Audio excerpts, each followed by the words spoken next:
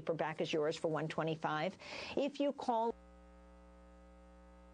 Here. Councilmember Abeyta. Here. Councilmember Silva. Here. And now we'll go to Pledge of Allegiance. Councilmember Silva. Pledge allegiance to the flag of the United States of America and to the republic for which it stands, one nation, under God, indivisible, with liberty and justice for all.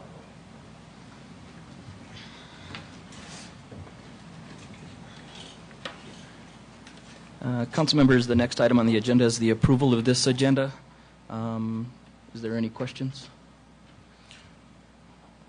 I have none, Mr. Mayor. I have no, Mr. Mayor Pro Tem. Seeing that there's none, do we have an approval or motion for approval? So move. Second. All those in favor signify by saying aye. Aye. Motion carries. Item number 5, which is the public hearings. It's item A, 2012 Community Development Block Grant Final Report and Closeout. It's a final report and closeout hearing regarding the 2012 Community Development Block Grant Project number 12-C-NR-I01G35, Chamisa Area Infrastructure Improvements Phase 2 as required, Department of Finance and Administration Local Government Division. Council members, do you have any items or anything to add to this, or if Oscar, if you could... Mr.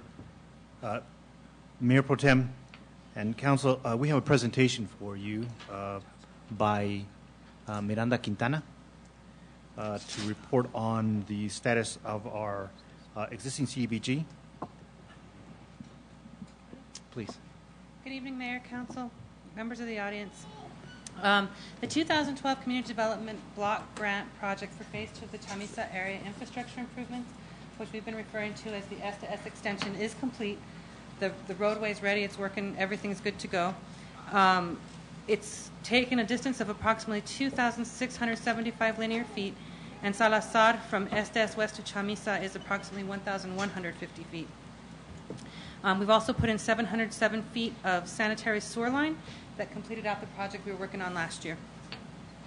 The project began on November 1st and was completed on December 10th, meeting the 40-day allotted construction time.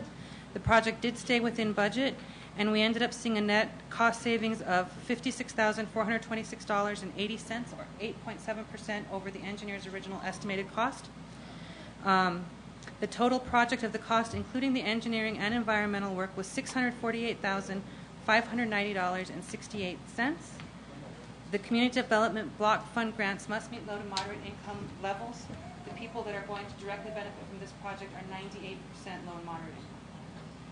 That concludes the presentation. If you have questions or... I have none. Council members.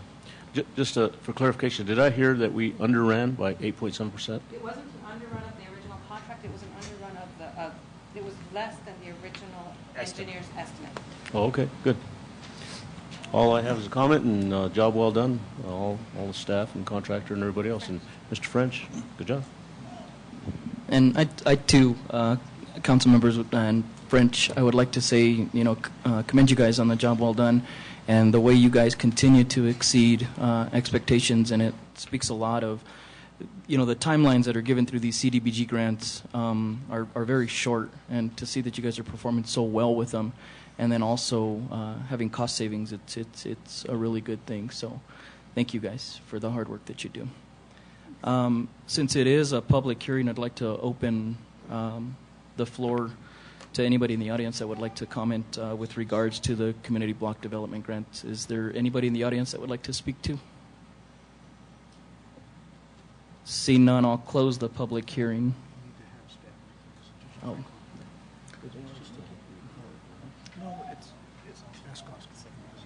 Oscar, do you have any matters from staff with regards to this? Do they want to speak on the matter also with regard to this?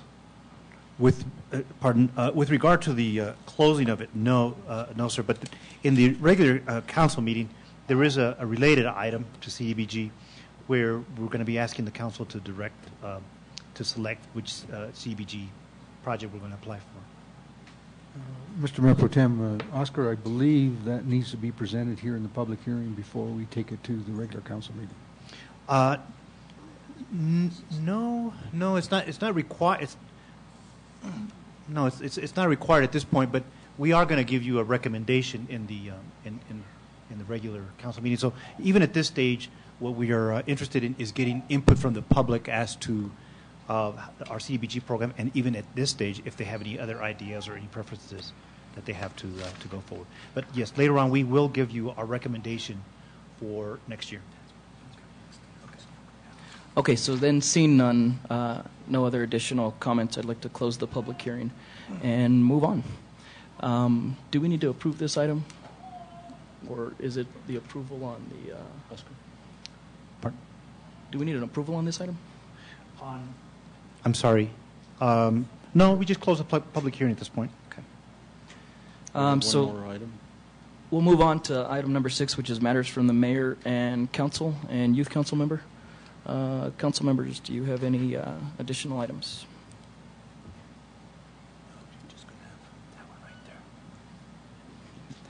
Okay, so we'll move on. A acceptance of community development block grant project 12-C-NR-I-01-G35.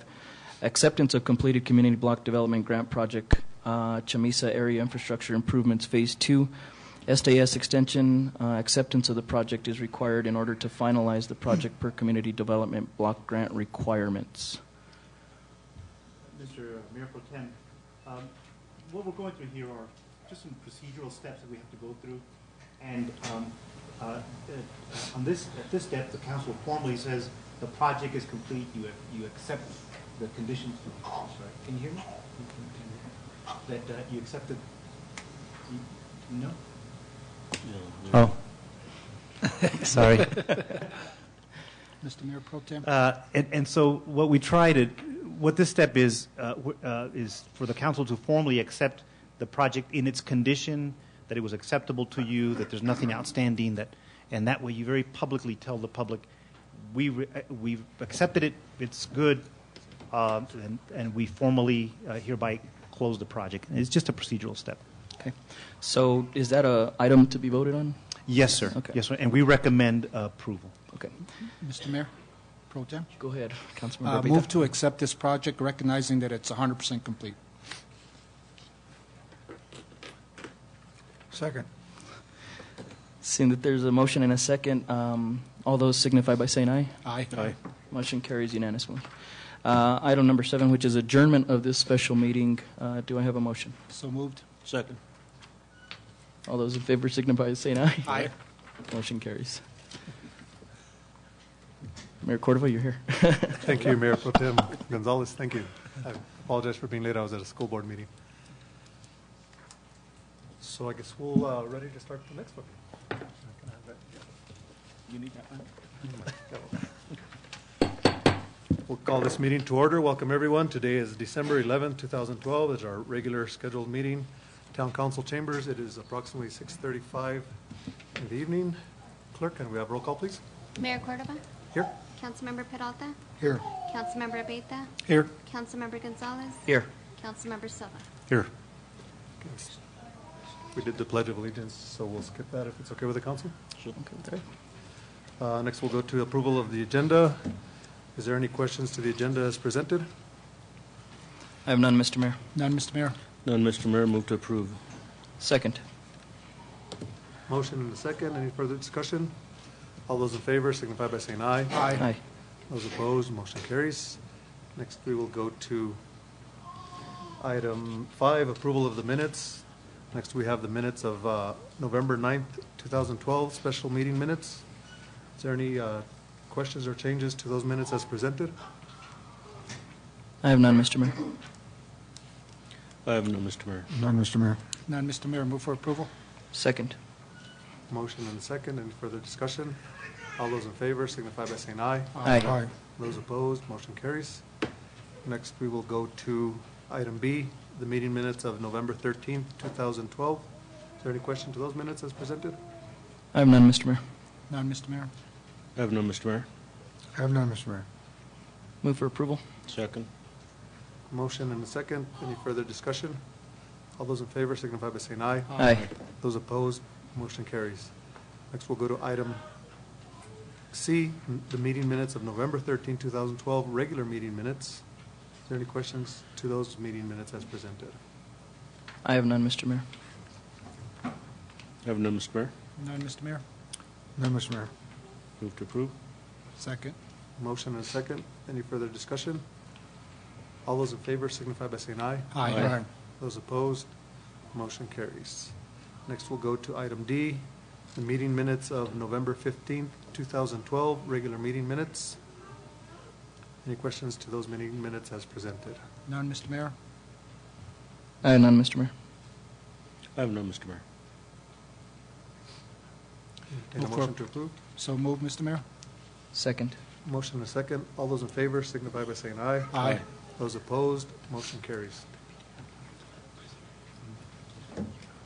My microphone was off. Got to do it over. I should know how to use these things.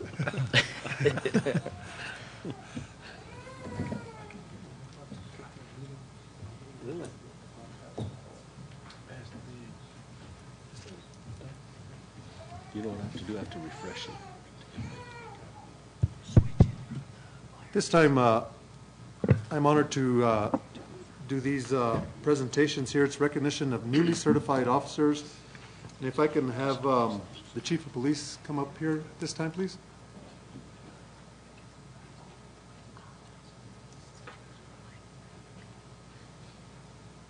And we have 3 individuals that have been certified by the New Mexico Department of Public Safety Academy and have completed all of the requirements to become a certified officer. And we will start with Shauna McTague.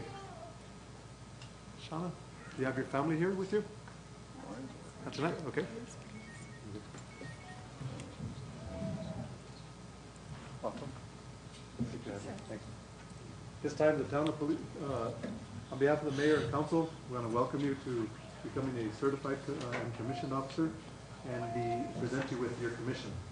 To all whom these present may come, greetings and oyez, that the mayor of Taos, of the town of Taos, New Mexico, by virtue of the authority vested in that office by the laws of the town of Taos, reposing special trust and confidence in Shauna McTague, does hereby constitute and appoint and commission, I should say her as patrol officer. In testimony whereof, the town of Taos Police cause these presents to be signed by the mayor of the town of Taos and the town manager under the seal of the town of Taos, New Mexico, on this 11th day of December 2012. Welcome to the town of Taos. Thank you for becoming one of Taos' clients.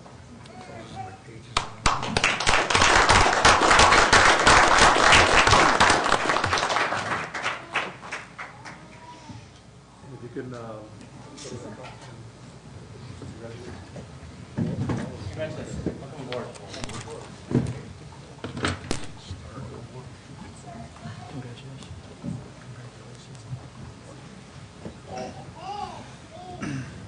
this time we'd like to call up Mr. Steven Ortega.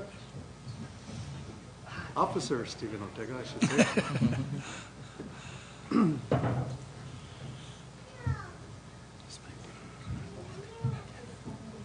And your family is here. Would you like to bring your newly your wife and your newborn here?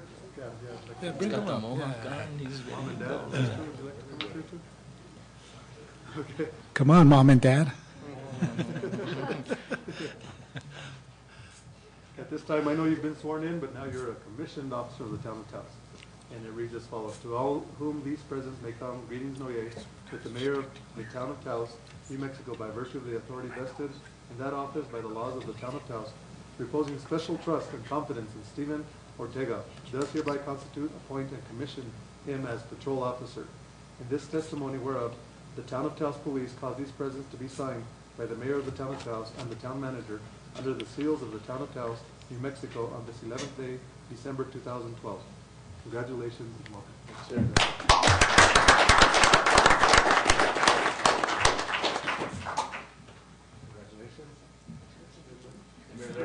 Congratulations. Future police officer.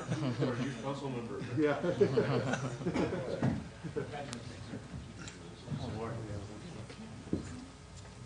Congratulations, sir. Congratulations. And we can have Mr. Brent Warman. Come up here, please. Is your family here? Yes, sir. Significant other? I like that authority. Mr. Mayor.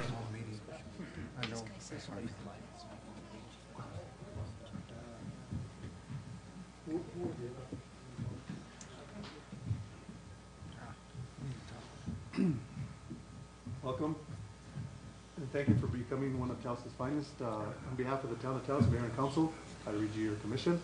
To all whom these presents may come, greetings and oyez that the Mayor of the town of Taos, New Mexico, by virtue of the authority vested in that office by the laws of the town of Taos, reposing special trust and confidence in Brant Warman, does hereby constitute, appoint, and commission him as patrol officer. In testimony whereof, the town of Taos Police caused these presents to be signed by the Mayor of the town of Taos and the town manager under the seal of the town of Taos, New Mexico, this 11th day of December 2012, signed off as of the mayor and the town manager. Welcome and congratulations.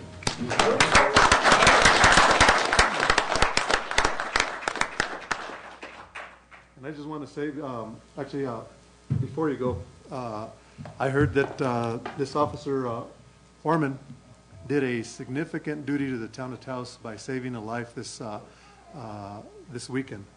Him and Sergeant Weaver, I believe, were there. And Chief, if you could tell us a little bit, I know you know firsthand exactly what happened and just the courage and the going over and beyond that this officer demonstrated. I don't know firsthand because I wasn't there. I was home sleeping, warm in my bed like most of us, but as I understand it, a concerned citizen called in about an individual in the area of Walgreens who appeared to be having some trouble. Our officers responded, did not immediately find him in the parking lot, contacted the management inside. They didn't know anything about it. It would have been very easy for these officers to just say, well, he probably got a ride or he found shelter or he moved on and gone back to work.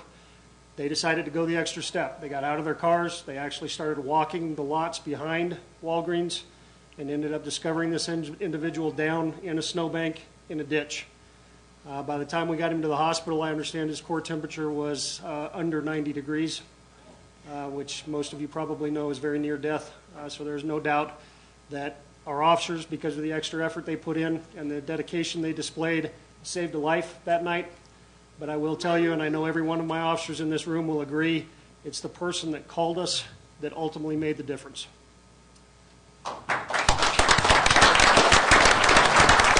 welcome to the town of Taos. Thank you. Congratulations. Thank you. If I can have the other officers that got sworn in so we could do a picture. Officer Ortega and Officer Teg.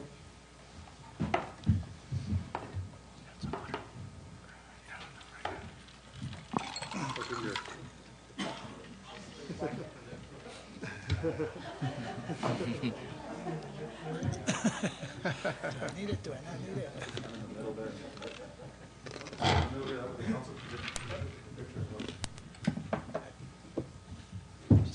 Good to see you.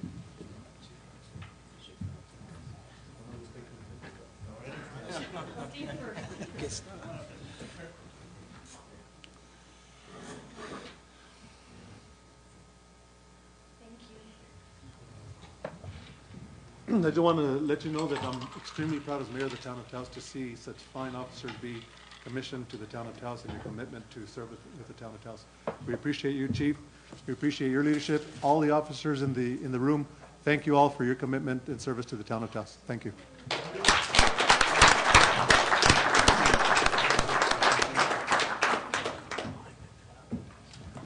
And to the families that are here, thank you, and thank you for allowing the officers to serve, because we know it's a big commitment on the families as well. So thank you.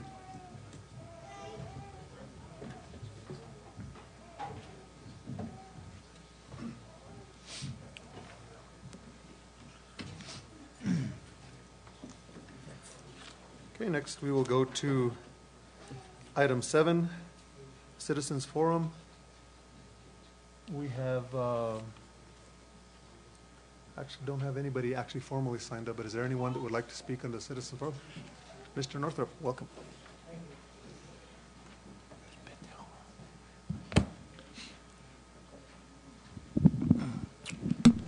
Thank Thank you, Mayor and Council. I may go over a few minutes, and I ask your indulgence if I do. I have two issues I will be addressing. The Taos sign code has been updated several times over the last 15 years, and I have been an observer and sometimes contributing participant most every time. The most recent update appeared out of nowhere a month ago. It was written in secret with no input from the public, Chamber of Commerce, or Town Committee. Tonight's agenda indicates that this draft could become law tonight. I was shocked when I saw this. However, I spoke with Code Enforcement Administrator William Morris today, and he assured me that a vote will not be taken before your January 22nd meeting, as the document is not close to final form. In the interim, Morris said, public input will be sought, including from the Taos Chamber of Commerce, much like this body did last month with Matt Foster and his 2020 vision plan. I hope you direct Mr. Morris to have at least one public discussion on this greatly flawed sign code draft. I will give a brief bullet point rundown on just some of my issues with this document. A great deal of the new document is drawn from confusing, ambiguous, and contradictory language from the current sign code. Unlike the current sign code, the draft fails to even mention the words free speech, First Amendment, picketing, or protest. The document clearly targets my picketing and anyone else who wishes to do the same. Picket signs will require a permit at the sole discretion of Mr. Morris. Signs can be rejected based on public safety, visual clutter, or aesthetics. And unlike the current code, no explanation will be required. Decisions will be arbitrary and capricious, with the decision maker's job on the line. The definition of right-of-way has been greatly broadened, yet a map demonstrating these boundaries has yet to be produced. Many words in the code, such as sidewalk, wall signs, facade, are not clearly, unambiguously defined. Exceptions are made for many types of signs, including construction signs, election signs, yard sale signs, etc. Yet the much-loved and guarded free speech protections of the First Amendment of the United States Constitution to petition the government and peaceably assemble are ignored. Interestingly, I might note, out of nowhere, restaurants are now allowed two menu-type signs of the type that now sit along the highway in front of Casa Las Cordovas, and only restaurants seem to enjoy this particular exemption. However, many non-restaurant businesses who now use street-side signage will no longer be able to, but the severity of this cannot be determined until the code is more clearly written and the right-of-way map surfaces. A governmental body should bend over backwards to promote free speech and the expression of ideas, not shut them down. Each and every one of you work for the citizens of Taos. This draft needs to be abandoned and a democratic process begun to draft a new ordinance, an ordinance to promote our business community and free speech. I have one other thing I wish to address, and that is while I was picketing near the county complex last Wednesday afternoon, I noticed Code Enforcement Administrator William Morris scurrying about, ducking here and there, taking pictures of my signs. After 20 minutes of this Inspector Clouseau intrigue, I followed him to the Super Safe parking lot where Morris was huddling with Town Manager Rodriguez, Town Attorney James, and Police Chief Koch. Several months ago, District Court Judge Sarah Backus appointed an honest judge to municipal court to conduct trials of my many picketing-related tickets. The judge quickly began to dismiss the tickets as completely bogus. The judge, within a few days, the town announced it was dropping all other outstanding tickets, including those in district court. Why these four highly placed and paid town employees were playing Elliot Ness escapes me.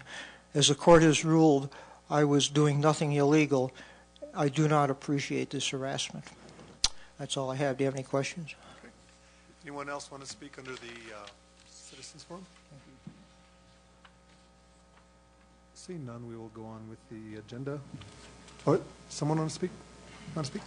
Oh, welcome to our meeting. Thank you. You can state your name for the record, ma'am, please. My name is Madison Tomashot.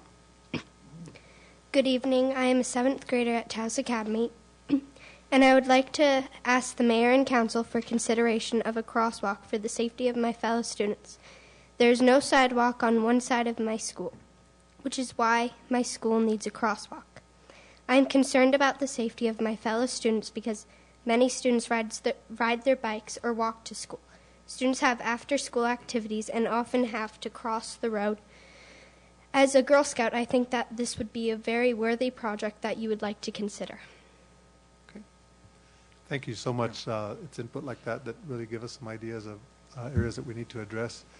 French, if we can meet with the principal of the school, I believe that's in Paseo del Cañón. Is that the Taos Academy? Yes. Is that in the bypass? If we could look at that and just see what's warranted. We really appreciate you coming out and mentioning that to us. Okay, thank you for your time. Thank you. Thank you very much. Thank you. Okay. Anyone else would like to speak under the citizens forum at this time, please? Seeing none, we will move on with the agenda. And we will go with item A. We didn't have a consent agenda on this one, yeah. Grant Agreement 11-691-12-124-21, Amendment 5 with Children's, Youth, and Families Department. Consideration and approval of Amendment Number 5, Grant Agreement 11-691-12-421 with the New Mexico Children, Youth, and Families Department in the amount of $65,500 for operations of the Taos County Juvenile Justice Program from January 1st, 2013 to June 30th, 2013. The town is the fiscal agent for this grant. Oscar. Yeah, Mayor, as you know, we're the fiscal agent for this grant. This is just normal business continuation of services. They get this grant every year. There's a 5th year for that, and so we're recommending approval. We're satisfied that it meets all of the requirements in the grant, and so we're recommending approval. And I think that was the only item that I would have put on the consent agenda had I made a consent agenda anyway, so that's the reason why. Okay. Entertain a motion for approval. Second. Motion and a second. All those in favor signify by saying aye. Aye. Those opposed, motion carries. Next, we will go to item B, selection of project for 2013 Community Development Block Grant Application. Consideration and possible selection of a project for the 2013 CDBG application. The town council will be provided a briefing of various projects that have been received through public hearings and the town staff prior to selecting the project. Oscar. Yes, sir. Mr. Mayor and council, what you have in the backup is staff's recommendation. Well, first of all, the list of all the projects that were submitted or proposed or could be proposed via one forum or another. In some cases, we got letters. Some cases, people came to the public hearings and requested projects. In other cases, they were simply projects that were proposed to the staff or to the town, generally, whether CDBG or not. And so, what the staff did is that they put all of those together, and to the best of our ability, we ranked them for their ability to win another grant next year, and that's what you have there. The first grant that appears there is the one that we think would get the most points, and you know, from there on, the projects then rank lower and lower and lower. And so anyway, our recommendation is just based simply on that. You'll be seeing, Mr. Mayor, that we're going to be changing this process up a little bit so that we can look at projects a little bit further ahead, and so that way we can do maybe the engineering on some of these projects, so that there's just a little bit more leeway. But at this point, in order to maximize the points and as best as we can guarantee that we are competitive next year, you have there our ranking. Competitive this year. Competitive this year. Our application is due mid-February. In mid-February. But yes, we should be sort of pretty complete with that. And anyway, we have Miranda Quintana, who works with these projects to answer any specific questions you have on any one of those, or just how the ranking system went there. Members of the council, given that I've been actively involved since I was a council member in the way CDBG is given out, I think there's really one choice to go with, and that is the staff's recommendation, the highest one, simply because CDBG council has already bought into it. They believe in the project. They've awarded us each year that we've gone there, and I'm very, very confident that they will award the final phase. They want to see projects complete, especially knowing that the town has kicked in all those extra dollars. So I have no doubt in my mind that we would be successful in getting that grant if we choose that one, because we received, at the last CDBG hearing, we received a lot of kudos because of the stellar projects that the town of Taos has completed under the CDBG. So I strongly recommend that we do the phase 3. And I would like to commend staff. I know I've said this over and over, and the finance department, Miranda, French, you were the one that was doing this year's project, and the contractor for working with a timeline. I know it was a tough timeline, and we really needed to do that. These are the boundaries that the state gives us, and if we don't complete them by this time, then we're not eligible. We lose a whole funding cycle, and we want to be like a few of the communities. The town of Taos is one of the few that is able to be successful every year, and it is because of the great job that the staff does in completing these projects and working with the private sector, the contractors that are willing to work and go over beyond all the hoops, because there's a lot of paperwork hoops that we need to complete to get these projects from their federal grants. So, council members, any questions, comments? Just a comment, Mr. Mayor. I just want to say that I fully agree with you. I think that we are needing, I think, one more phase for completion, and it would not be in the town's best interest to not complete this at this point. So I fully agree. Okay. Any other questions, comments, Councilmember Gonzalez? And just with regards to kind of echo the sentiments that Councilmember Silva and yourself, Mayor, have already stated, but I think, with all the phases that are available, or the other grants available to application, I think the Chamisa Road infrastructure would best behoove us to finish it out as well. And I too commend staff for the work they do in completing and getting these projects done in a timely manner. Okay. Any comments, questions? I would like to get a pulse from the council, given the list that's there, so that staff can kind of know what the council's thinking on a future Yes, project. sir.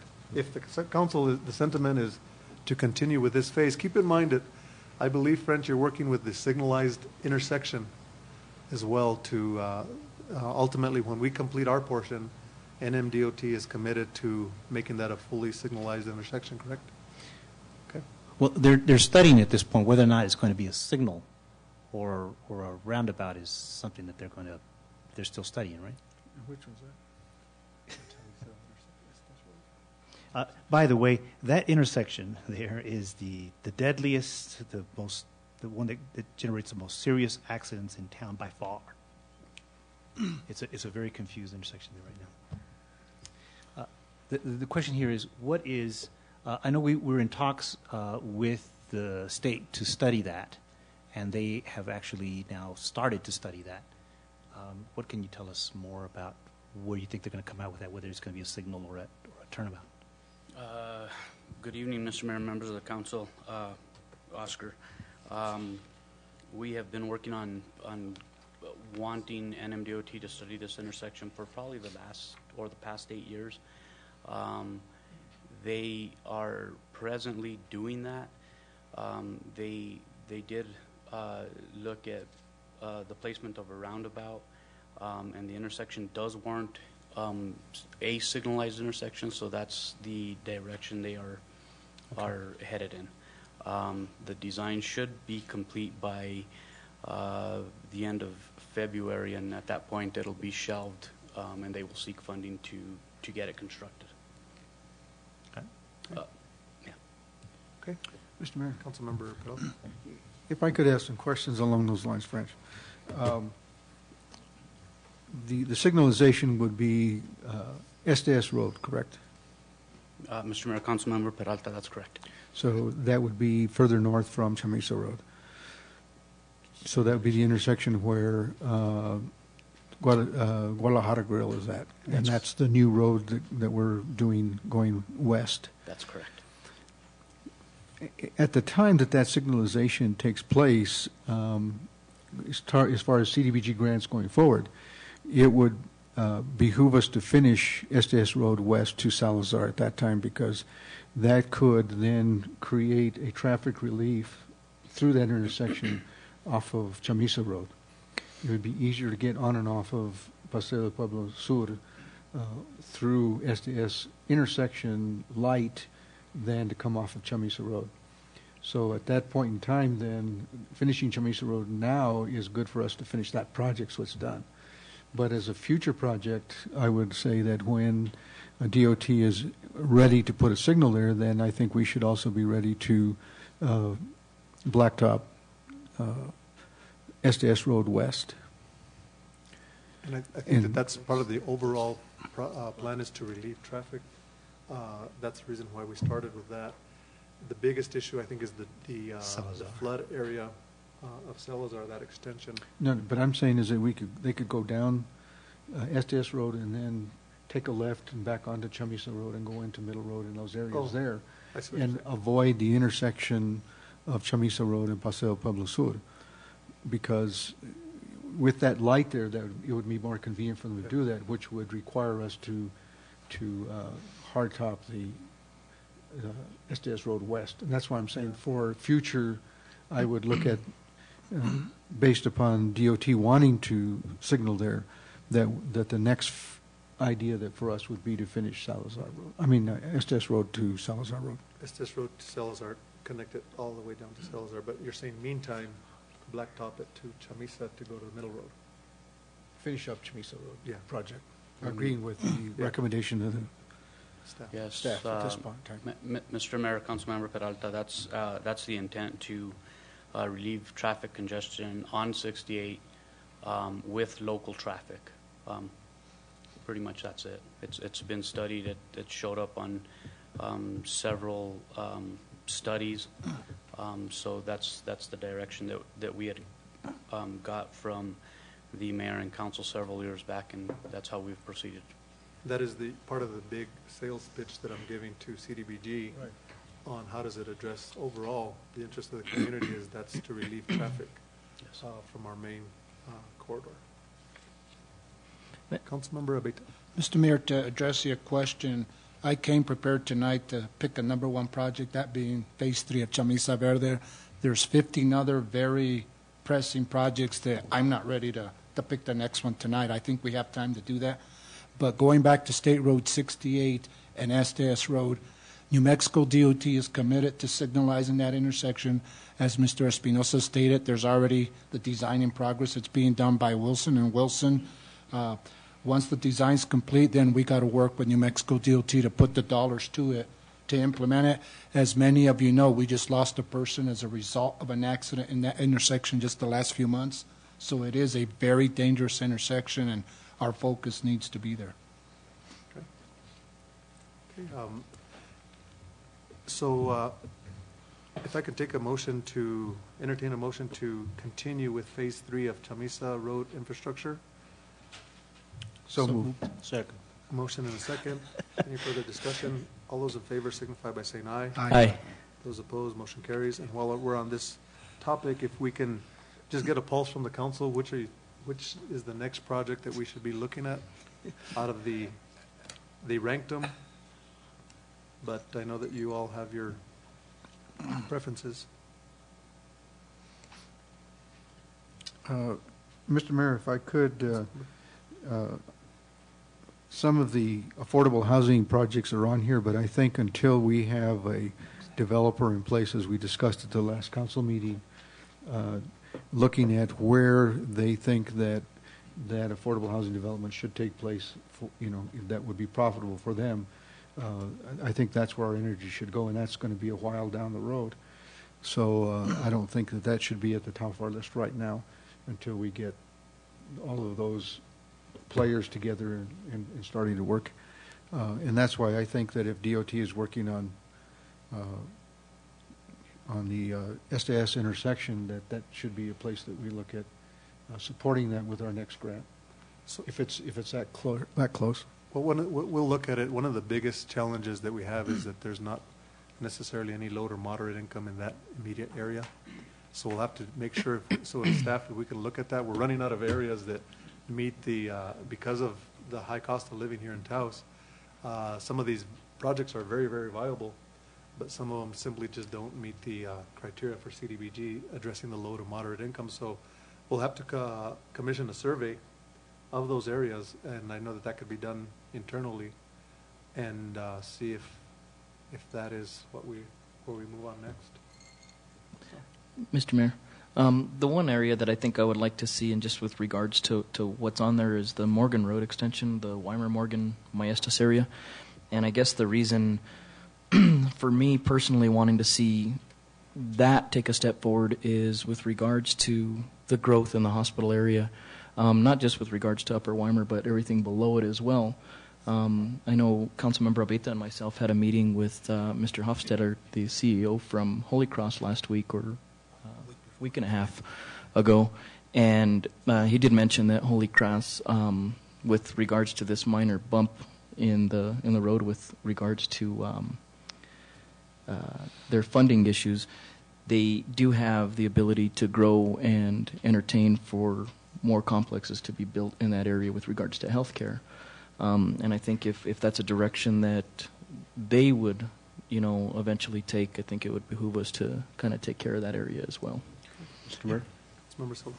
I'd like to echo that. I think that in addition to that, I think there is some possibility for some low to moderate income increase in population there, but also it would help with our connectivity, just to get us a little bit more roads to help the traffic flow a little bit better on that side of town.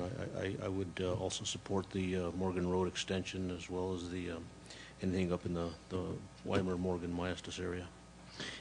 If I may, Mayor, with the budget process in the next couple of months, I'll be introducing a CIP budget process, so that the council can identify for the next 5 years the projects that you want to put into the pipeline. And where we'll also be asking you for appropriations to pay for the engineering of those projects, so that when the CDBG application time comes, that they have at least been designed, and we won't lose that time for those sorts of things. So this conversation will come back to you, and I'll try and structure it in a way that you say not just that one, but here's the money to do the engineering to go forward with that. Morgan Road will certainly be one of the ones that we'll be putting in front of you for that. Okay. Mr. Mayor, if I could just add one more thing. With regards to Morgan Road, not only because I live near there, but I think just with the whole paving of it, it's become a major access route now with entryway to the hospital. I think traffic's increased quite a bit, so I think there's some issues that need to be addressed also there with regards to the safety issues with the tie-ins along the way of Roy Road and some of those areas. So it may be one of those areas where not to leave a project unfinished, but to finish it out complete. Okay. I think the best thing for staff to do is assess which are the projects that would meet or most likely meet CDBG requirements of the ones that are on the list, and look at the Salazar extension also, and see if that would possibly meet it, and then bring a proposal to the council. So Salazar extension, again, in the same fashion of phases that we've done with SDS. Yeah. Yeah, of course, the big step there is going to be that Drainage. that culvert bridge that would have to be put over the drainage, and that would take some engineering. So again, when we come back to you with the CDBG, with our CIP plan, we'll identify what it takes to do at least the preliminary engineering there, and ask the council to appropriate some funds for that. So we can that way we can put things into the pipeline, and you'll have a lot more options next time around, and from then on. Okay. All right. We took a vote already on the formal action on that. And council members, I'd like to suspend the rules and move item 10B, since we have members of the hospital board here in the audience. Next, if that's okay. Okay, we'll move on to item B. Consideration and approval of Resolution 1270 supporting Holy Cross Hospital and the valuable services it provides to all citizens of Taos County. I'd like to welcome Mr. Gus Cordova, former manager and no stranger to the town of Taos. Welcome. And Rob Burnham, welcome to, he's the president of the board. Okay. I've seen your face. I'm terrible at names. Thank you. Mr. Mayor, members of the council, thank you for accommodating the schedule the way you have for us tonight. Also, thank you for considering the resolution that you have before you expressing support of Holy Cross. As you know, Holy Cross is a private, not-for-profit corporation. It is run by a local board, which is representative of all areas of Taos County. Certainly one of your council members previously served as our board chair, Mr. Peralta, and did absolutely laid the groundwork for the facility and the organization that we have in place today. I'll have to share with you that Holy Cross is absolutely committed to trying to provide the medical services that this community needs. And in so doing, we've assembled a medical staff that I believe is as talented and sophisticated as you'll find in any small community around the country.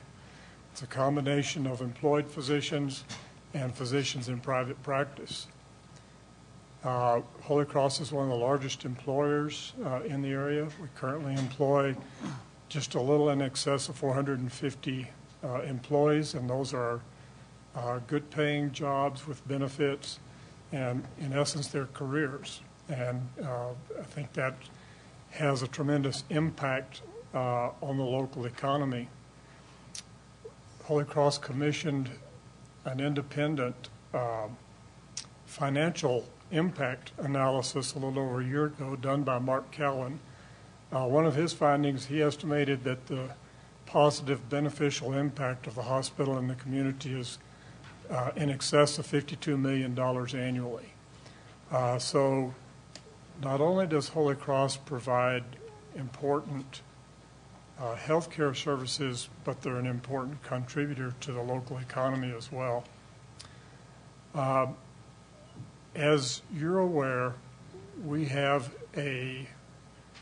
currently in front of us an opportunity to expand our campus. We were recently awarded an FDA loan.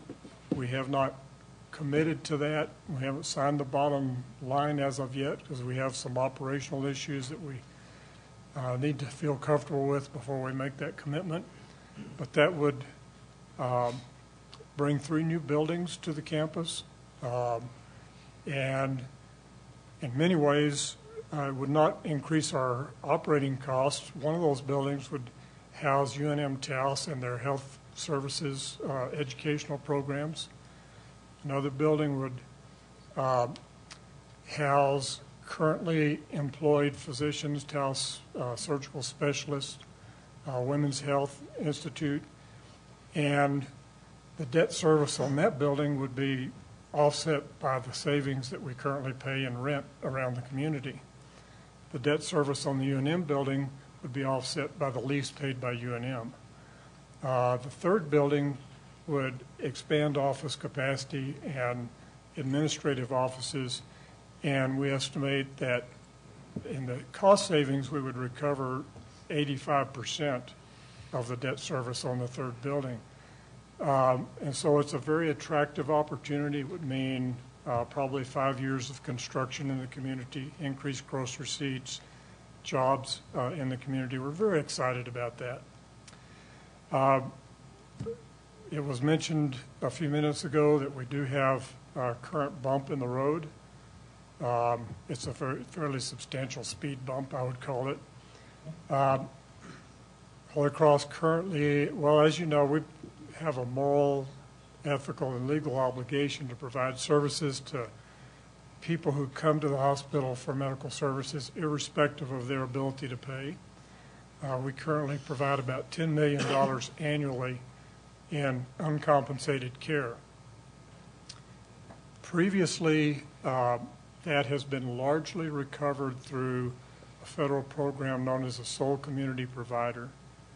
And in order for a hospital to be designated a sole community provider hospital, one, it must provide critical services within the community.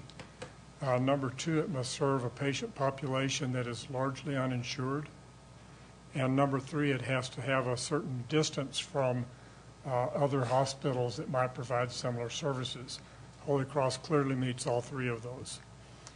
The way the program works is that local dollars, in our case, dollars that are raised by Taos County through its indigent fund gross receipts tax, are used to match federal dollars. The match rate is 3.4 to 1. So for every local dollar, the federal government returns $3.4. And that money is used specifically to support a hospital that provides a lot of indigent care in rural communities, and it largely offset our cost of providing that care. So of the $10 million of annual uncompensated care, 3 years ago we realized $9.8 million in sole community provider revenue. The following year it dropped to 6.5. This year it's dropped to $2.3 million. That's clearly a fairly significant shortfall, and we've had to do some painful belt tightening in order to try to make ends meet. In the long term, we need to be able to develop a way to supplement the local match in order to bring our sole community provider funding back up to a reasonable level. And Holy Cross proposed to the County Commission a mill levy increase under the Hospital Funding Act. We requested that they send that question to the voters, because ultimately a community has to provide what level of service do they desire, what level of service are they willing to pay for. So ultimately the voters would have had a voice on this question. The County Commission chose to not authorize that special election. And so consequently we are now looking at the next fiscal year without a means to increase our sole community provider funding. And so it's going to be a fairly lean, it's going to be a very lean next fiscal year, and probably that's going to extend at least several quarters into the following fiscal year as well, even if we're able to find a solution to that. So we are actively exploring opportunities. Again, we sincerely appreciate your willingness to consider the resolution that you have in front of you. Gus, I don't want to dominate this. Do you have anything to add that I might have missed? The funding options that are available to us are really quite limited. The first option, as Ron pointed out, has been turned down by the county, and because it was a county-wide tax, it had to be approved by the county, or at least authorized by the county, so that it could go to the voters. We realize that any time that we look at a tax, especially a property tax, it's not a popular tax. It's a very difficult tax to get by the voters. We're hoping that in talking to our legislative representatives, that there might be another option that could be structured and perhaps in cooperation with the New Mexico Hospital Association. We're not the only hospital in the state that is suffering from lack of funds. So we're hoping that we can get together with the Hospital Association and make a recommendation to the legislature in terms of some gross receipts funding approach that might be a little more acceptable to the voters. That's just one of the options. We're looking at the possibility of being designated as a critical access hospital, and to see if that by itself will generate additional revenues. And in the end, our feeling is that it's going to be a combination of many things in order to achieve the task. There's no special formula that's going to lead to that. The reason we're here is that this is your hospital. It belongs to the citizens of this community. This community authorized the initial tax that built it, so it really belongs to the people. So we're asking the people to help us come up with an acceptable solution so that we can maintain the hospital or the caliber of hospital that we have. Ron explained that very well. We have some of the finest doctors that you could get for a community of this size, and we would hate to lose that capability and that capacity. And so we look to you for your support. We're asking the other municipalities throughout the county for a similar resolution of support, and hopefully come January with some new commissioners on board, we hope go back to the county and ask for their support. And so we stand for any questions you might have. I just want to, before we get to the council, just want to commend you all for coming here, Mr. Burnham and Mr. Cordova. You know, we've made a lot of strides having a facility like the hospital that we do now. You know, and it would be really a shame if we would resort to being an emergency services facility after all the strides that we've made.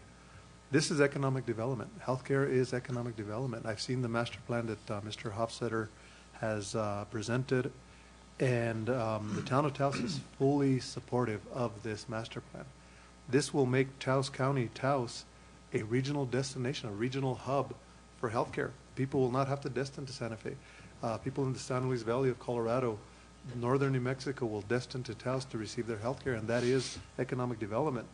When you look at for every dollar that you raise, where do you get that kind of return in investment of federal dollars that you would get $3.4 million? These economic times call for drastic measures. What are we going to do to help ourselves? What are our citizens going to do? And it's proof that the citizens did help the hospital get off the ground. And now we need to take it to that next step. And assist the hospital because of the shortfalls in the many individuals that are out there. I personally don't really support a property tax. I would use that as a last resort. However, and the only reason why I say that is because everyone uses our hospital. And our visitors alike, everyone that comes to visit all our resorts, I think our tourists should help in paying for that, you know, through gross receipts. So I think that we can be very creative on how we utilize a property tax in conjunction with perhaps a gross receipts tax that could be specifically earmarked for supporting the hospital. This is economic development. We look at how our tourism has diminished throughout the years. People are coming, but they're not spending as much money. This is a way that we can diversify our economic base and have a true economic driver, such as the hospital for healthcare. So I fully support your endeavors, and whatever we can do. I know that you've been talking with our manager on how creative we can get on other revenue-driving initiatives that we can support. But you know, I know that the council, and during our retreat, we expressed our support for it as well. So, council members, do you have any comments, questions? Councilmember Gonzalez. Gus and Ron, thank you for coming out and presenting to us tonight.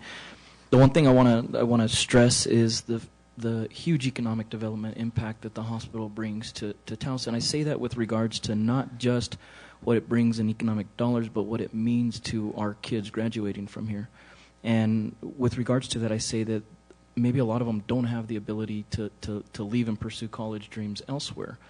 With the University of New Mexico being here and offering healthcare programs and the hospital being here on board also, to provide that gap to the kids that maybe didn't have the opportunity to go elsewhere. You talked about being the largest employer, private employer, within Taos County.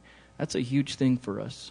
And, you know, I think all of us as elected officials can all, you know, agree on one thing, and that's what impacts this community the most, we would hate to see it, like Mayor Cordova said, to go to an emergency services only, for the benefit of the people of Taos. I've grown up here my entire life, and I've always known Holy Cross. And the one thing I want to stress is that I don't want to see services be pulled back. And that's, I think, where we're at the brink of things happening. Losing these doctors that have, traded the lifestyle that they get from Taos for the big city where, yes, they could make potentially more money. So I think the surgeons, the doctors that we have on board right now, it's a small drop in the bucket to what they could be compensated elsewhere with regards to the trade and quality of life that they're getting here. Again, for the citizens of Taos, it means that they're getting top quality care out of it also. So thank you. I 100% support this resolution also. Councilmember Peralta, who was very instrumental in the first initiative bringing the hospital to that phase. Councilmember. Thank you, Mr. Mayor. Members of the council, Ron and Gus, a couple of questions, and then, I'm totally in favor of this, and I'm just rereading the resolution again because I think there's one thing that's left out of the resolution that we should probably talk about and include in here. But the first thing is, what is actually the number that the hospital needs annually in addition to what's making now to keep itself viable and to provide the type of service that you feel that the citizens of our community deserve? Mr. Mayor, Councilmember Peralta, currently we have about a $5.5 million gap. Per year? Per year, annually. And if we were, the proposal that we previously had before the county commission would have realized enough of an increase to bring that back to us through the sole community provider match, we would have made up that $5.5 to $6 million gap. And that was to increase the 2 mil levy? 1.6. 1.6, okay. Mr. Mayor, members of the council, in looking at this, in my discussions with your administrator and some of your staff and one of your board members, I indicated that the chances of it getting passed by the county commission was next to nil. And secondly, I also said that getting a property tax getting passed in this county would be next to nil, even as much as we think that it should pass because we need to provide the support for the hospital for our residents. The issue is always coming back on property taxes, that the property tax people are the ones that are paying the taxes now for the indigent care. And so they would like to have the indigents support themselves and pay some of that tax. And in a property tax, they don't, because they're not property owners for the most part. And this is why I recommended that the alternative to this would be a gross receipts tax through a special authorization by the legislature, which is basically what you have in this resolution. And to equal that, it only takes 1/8 of a cent. 1/8 of a cent will produce $1.4 million per year, roughly. And no, I'm sorry, I'm incorrect in that. It'll be about $800,000 per year. So with that 1/8 of a cent, and based upon growth within the community, if we can get our economy back, hopefully, we should be able to get to, with the 3.4 match, we should be able to get really close to the $5 million shortfall that you have. But it's something that everybody pays into and everybody supports themselves, including those visitors to our community. And I think that's kind of the support that it gives everybody in the same basket to help out. But in the resolution, just to finish off my point here, is that the only thing I don't see in the resolution is the request that we support also the possibility of going back to the new county commission in January and ask them for a reconsideration to do the property tax, whether it's likely to pass or not. I think it should be in our bag of tricks. In order to try to produce the revenues that we need to meet the demands of our community to have professional, high-quality health care to our citizens. And that's what I support, and that's what I always supported, and I will continue to do so. And so I think that we should be looking at every possibility, even though some of them we think don't have much of a chance of being there. But there may be some combinations even in that. Even if we went, let's say, with a quarter of a mil and the difference in gross receipts tax, or some sort of combination in that regards, may be the solution that we really need to have. And I don't want to leave anything out, and that's the reason I'm saying, since this says and talks about the desire of the county commission not to grant the election, I think we should still leave open the possibility that we should have ability to talk to them again and maybe do a survey of our citizens and see how they feel about this and see what the best possibility is. It's what we did when we did the hospital originally, and what gave us the impetus to get the half-cent gross receipts tax passed by the legislature to get it done. Mr. Mayor, thank you very much. Thank you. And thank you very much for coming and providing information to us. Yes, sir. Just Councilmember Sullivan. Thank you, Mr. Mayor. Just a quick comment. Thank you, Ron, Gus, for being here, offering your presentation. I think it is through these hard, difficult economic times that collaboration is what we'll have to look at. And it saddens me that the county did not grant you that special election. But I do support this resolution. I think it's a step in the right direction, and hopefully you can take it back to the county and they can go ahead and relook at this after the new commission takes office. And but I do just want to say commend you all for pushing hard and keeping in mind the best interests of our constituents and offering the best health care you possibly can, and we enjoy that. And thank you again. Okay, any other comments, questions? Councilmember Abeyta. Thank you, Mayor Cordova. Mr. Burnham, thanks to you and Mr. Peter Hofstetter for taking time to meet with me at my request. Taos Holy Cross Hospital took 20, 30, 40 years to get it to the level that we're at today. A lot of great people worked on elevating the level of service of this hospital to where it's at today. It would be a sad day in Taos if we allow it to take a nosedive the other way. True, everybody is challenged by lack of revenue, but I believe if we all roll up our sleeves, we can hammer out a solution. Mr. Cordova, I agree with you. Come January, we're going to have a common sense, level-headed commission. We can work with them. Let's go back to the table. I would offer 3 possible solutions or a hybrid of these ideas. First would be is of the money that we get now for indigent fund through the mill levy, I know that not all those dollars are being used by the indigent fund. The county commission has elected to divert those dollars for other meaningful purposes. Let's go back and see if we can renegotiate that and get a larger part of the pie. A second option, of course, as has already been stated, is to go ahead and see if we can persuade the commission to allow the people of Taos, the voter, to see if they would like to have a special election and increase a mill levy on the property tax. I do support a mill levy increase on property tax. It's hard, but it's what's needed. People have done it before for the empty blue buses that we see all over the county. We can do it for hospital service. And thirdly, another idea would be is the idea of a sales GRT. Everybody uses that hospital. Skiers come here, break an ankle, end up at the hospital.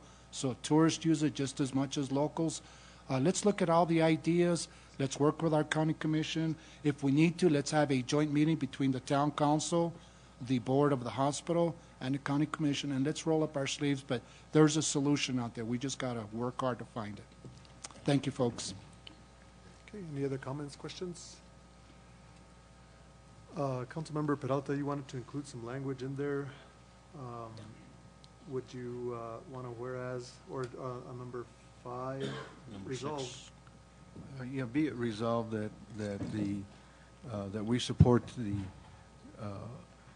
hospital board going back to the county commission in 2013 and requesting a reconsideration of the gross receipts tax, along with our support for a possible legislative solution to it, which is already in the resolution.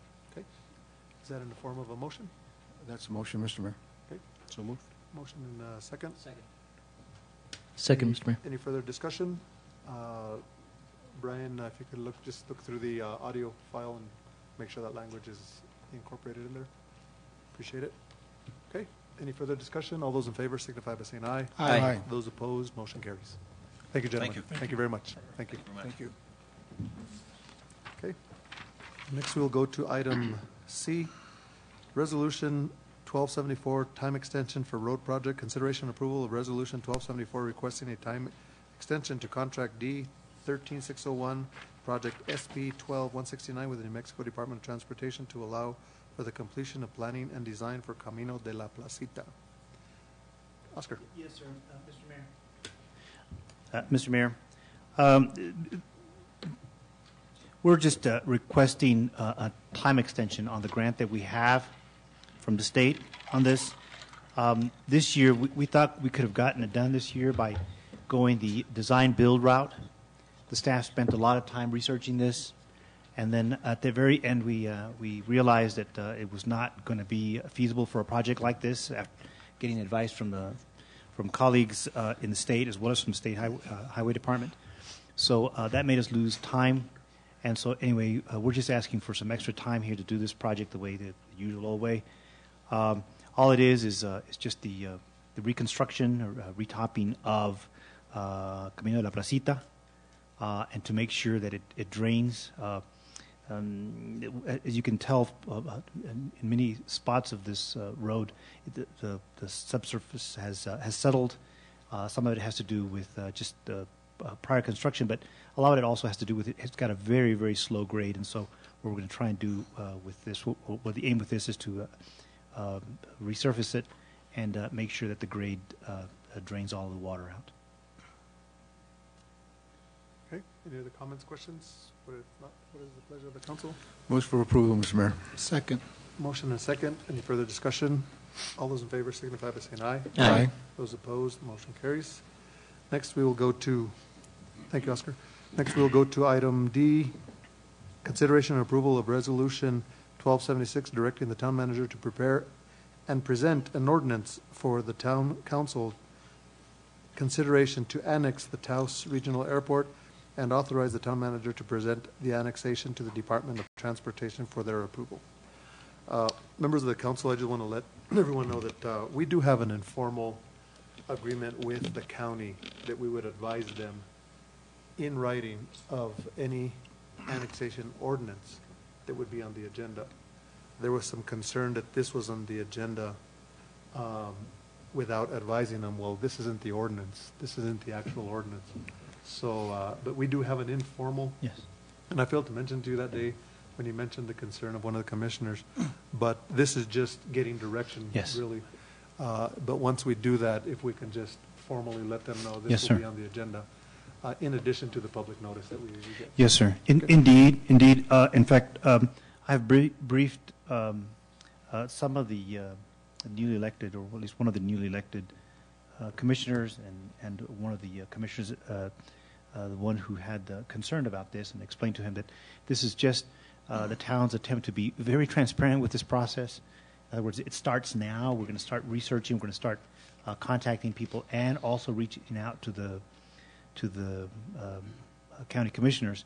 And this is just a way to be very transparent about that, so that people know that we're thinking about this, and so also to give the council a chance to weigh in on it, and so that we could discuss it now, so that the public knows why we're trying to do this, exactly what we're trying to do at this point. Now, we prepared a small presentation on this, so we can show you what we're thinking about at this time. If we just get Mr. Morris to come forward. As he comes forward, I want to point out to you that that the reason that we're considering doing this, the reason we want the council to at least study and consider this annexation, is so that we can afford to do the extension of the Crosswinds runway. As you know, that process is moving. The design process is moving very fast right now. If things go as they are going right now, we could very well be ready for issuing bids sometime this summer. And the way that process normally goes is that before the bids are put out, all of the responsible parties commit their cash, or commit the money that's going to be there, so that you don't have a situation where the project is let and then one of the partners doesn't have the cash. Well, that would put the town in a situation where we would have to come up with potentially $1.25–1.4 million. In other words, that are 5% of that runway. And as I mentioned to you in our retreat, at this point, I would be very hard pressed to find that cash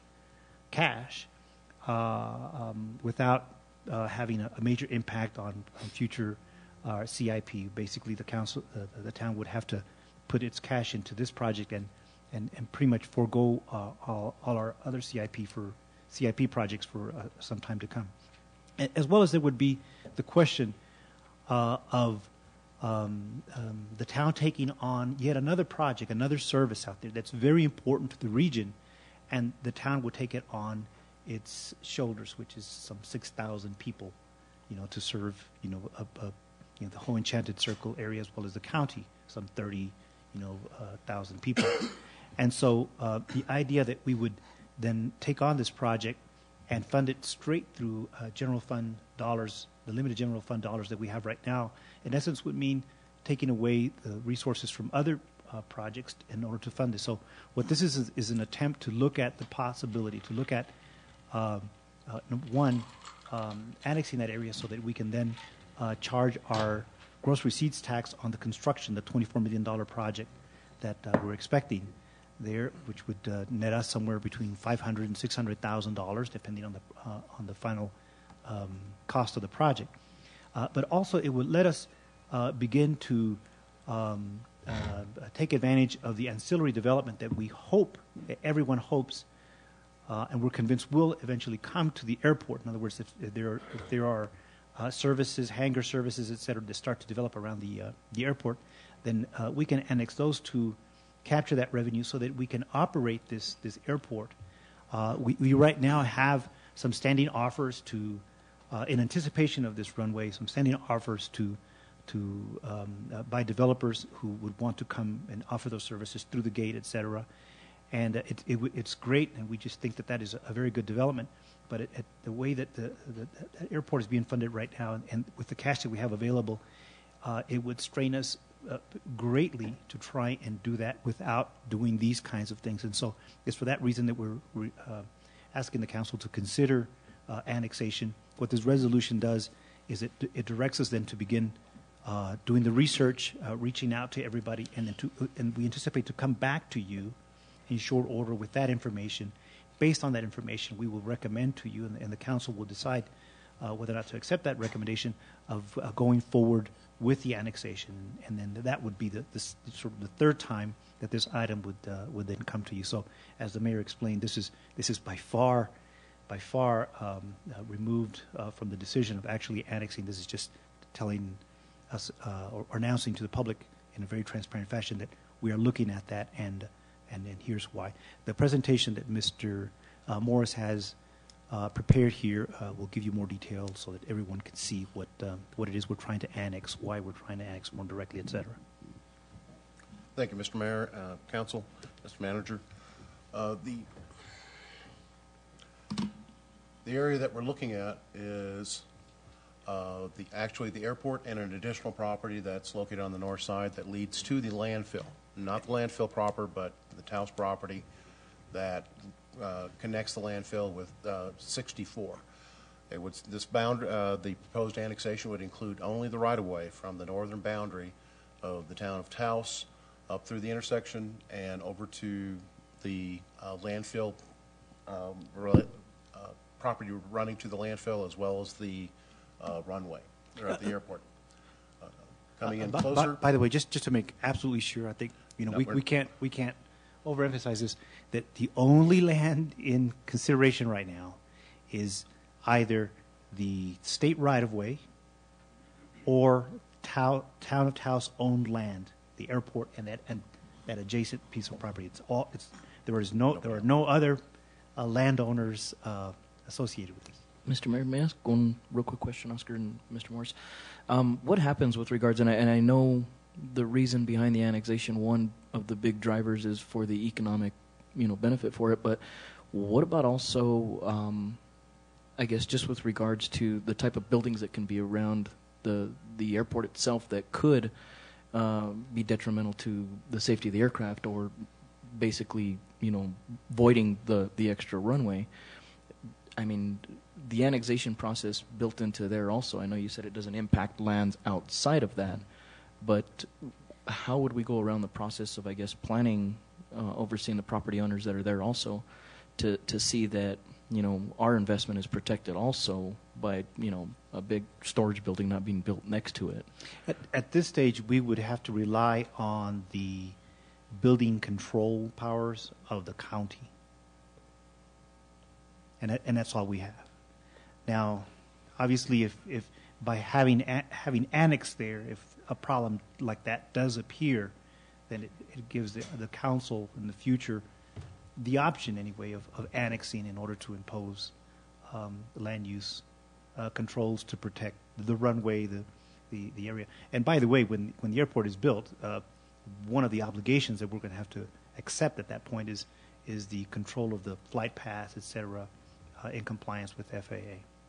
And anyway, but as you can imagine, without annexing there, that tool is completely off the table. By being there, at least we have something to work with. And well, anyway, we assume that we're going to have a great working relationship with the county, and we won't have to take that step. But at least this part would be safe. Thank you. Thank you. There's one other property that we're, just for reference purposes, and that is the red parcel up there. That's Jeff Brown's property. He is actually talking to us about constructing leases or hangars on in the future, but it shows you the relationship of that particular property to the airport site as well. Can you point out where the landfill lies here? Landfill, my pointer isn't working. It's the piece at the end of the yellow property labeled Taos property, and it's to the southeast of that. It's that white blotch there. Yes. Now, on Tuesday, I attended the regular meeting of the Joint Powers Board that operates the landfill, and I informed them of our intentions. I told them at this point we are not including the landfill, but I asked them to consider whether or not it would be beneficial to them, in their opinion, for it to be included or not, and they've agreed to consider this and bring back a vote, a formal recommendation on the subject at their next meeting next month.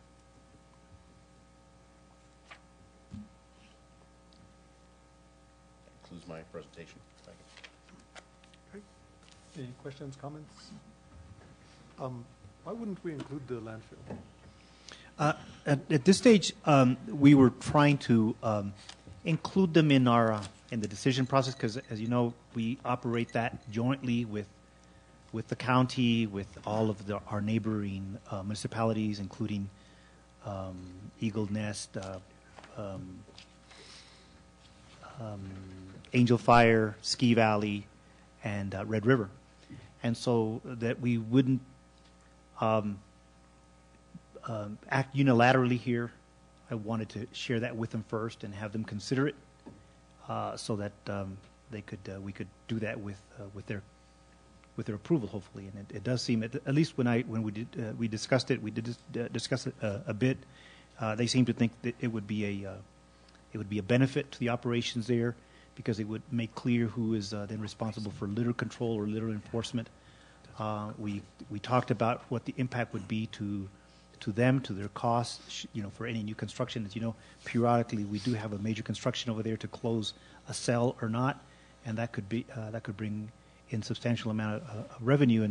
And one of the things they were considering was that it would be okay if then that extra revenue that the town would capture there, they would put to enhance the operations there, including maybe a more paved surface or a better maintained surface and more aggressive litter control in the area.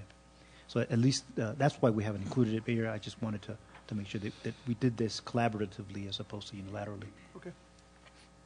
Any questions, Councilmember Abeyta? Thank you, Mayor Cordova. Thank you, Bill. For everybody's knowledge, as we had our workshop a couple of weeks ago, this is where the idea came up. It's an excellent idea. The council is considering annexation of the Taos Municipal Airport. I made a couple phone calls. I spoke with Commissioner Baroni to give him a heads up as a professional courtesy. I also spoke with Commissioner-elect Romero to give him a heads up. So the commission knows. They know we're considering this. They understand why. They may or may not agree when it's all said and done, but we have to remember, folks, that a municipality under state law has a right to grow.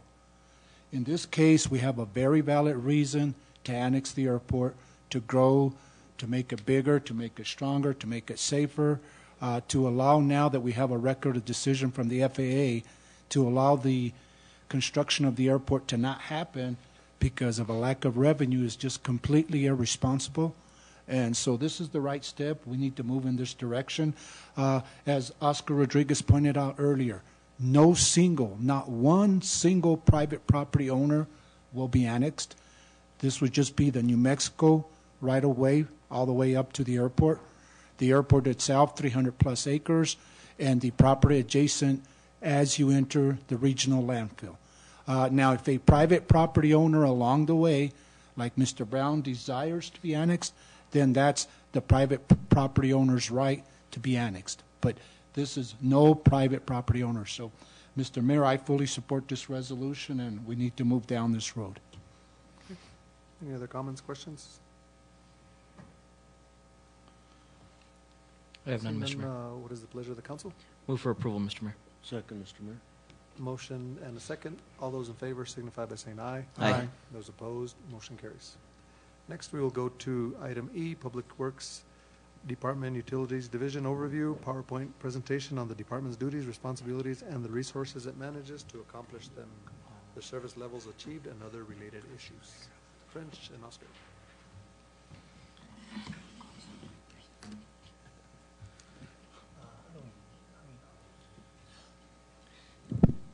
So here we go again, Mayor and Council. Our latest addition to the presentations you'll be getting on the town's operations. This presentation had originally been scheduled to come to you later in the spring, but because a lot of the big changes that we've been seeing over there, I just thought it was important to hurry up and bring it up to you now so you understand what's going on there, what we're thinking, and the things that we think need to be achieved certainly in the next year. Different from all the other departments that you've seen up until now, this is a revenue, this is an enterprise, this is a department that is self-sustaining financially, and so doesn't cost or doesn't share the resources we get with the general fund.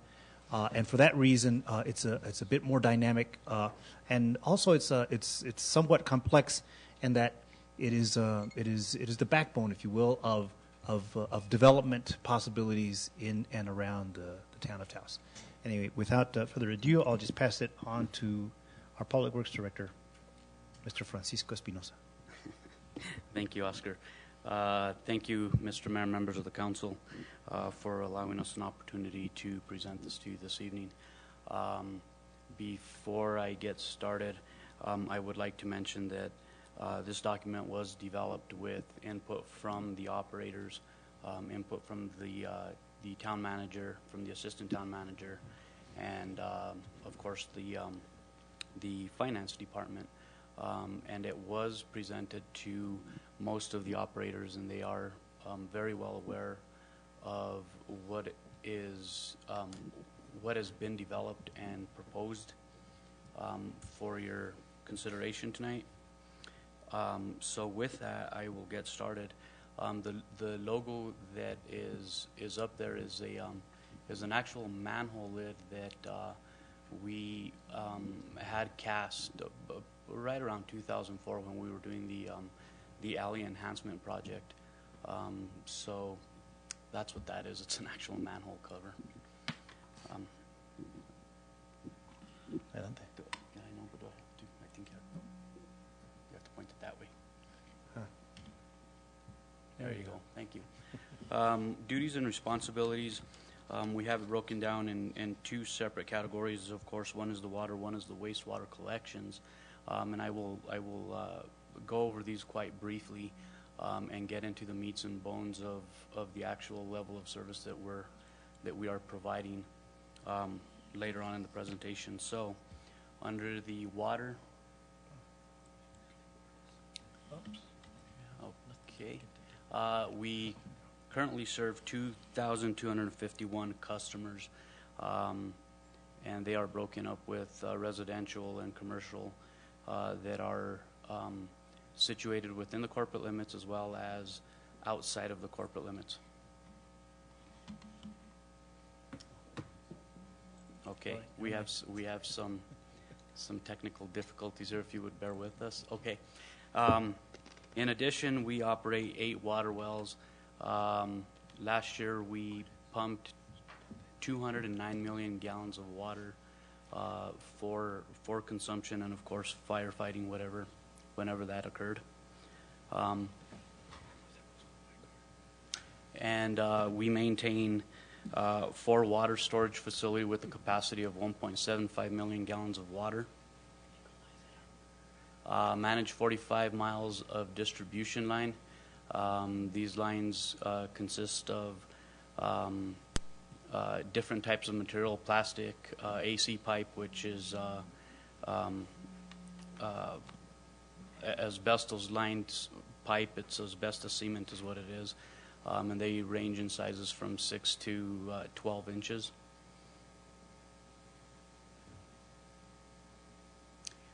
We also monitor the chemical doses at each one of the well sites.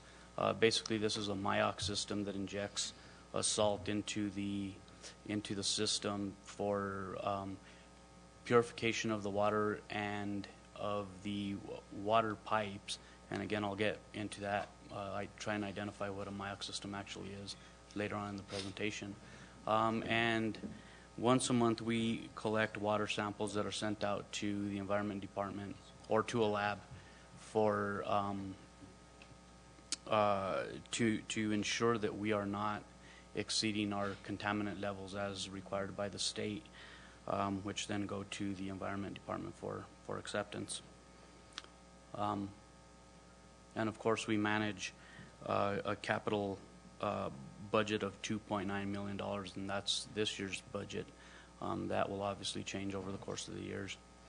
On the wastewater collection side, we serve 2,380 customers. Again, this is comprised of residential and commercial connections that are within the corporate limits as well as in the county.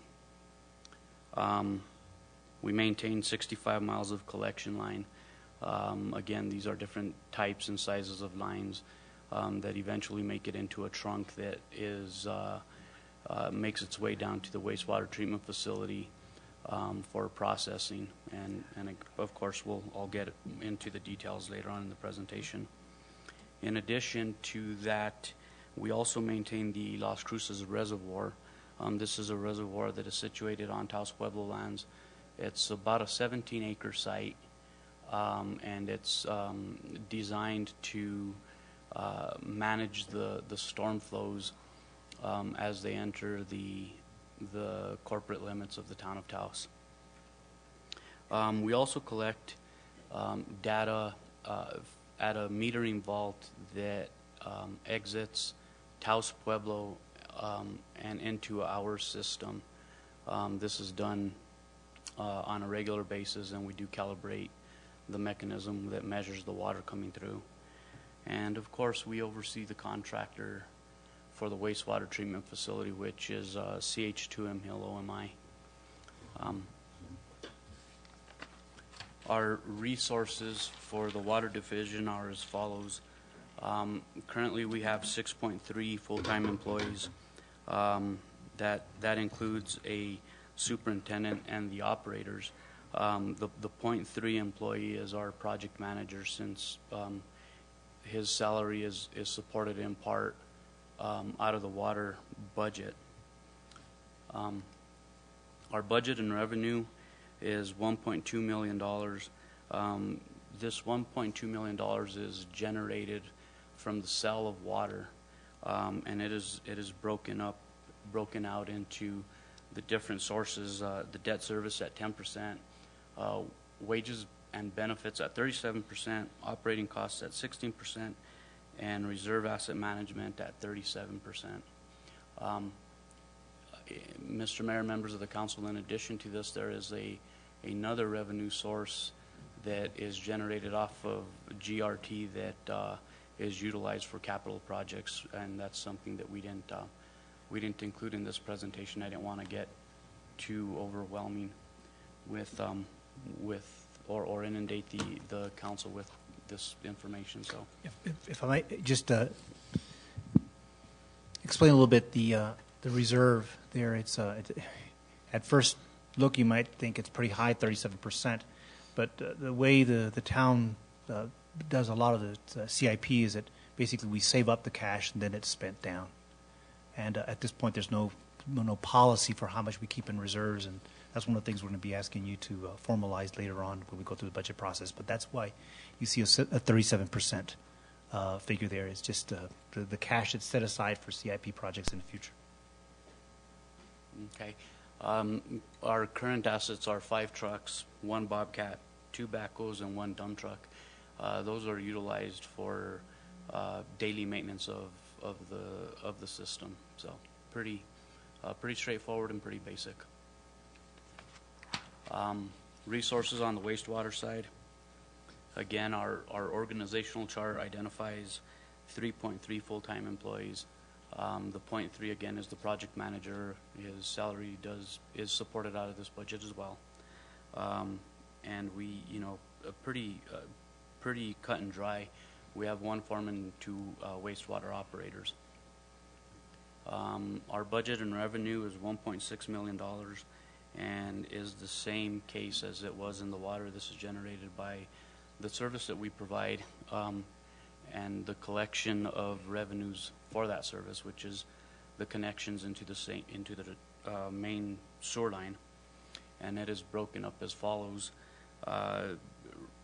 Reserve asset management at 11%, wages and benefits at 15%, operating costs at 7%, a debt service of 11%, and contractual services at 56%, and that is the contract with CH2M Hill OMI, and that's right around $900,000 annually. The assets are 4 trucks, 1 Vector truck. This is the big rig that has the large tank in the back that we utilize to flush lines and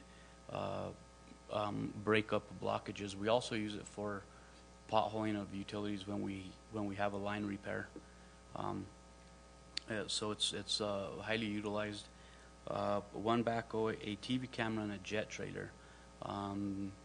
We use the TV camera to search for penetration of roots into the system, or to look for services that have been lost and we can't locate on the surface.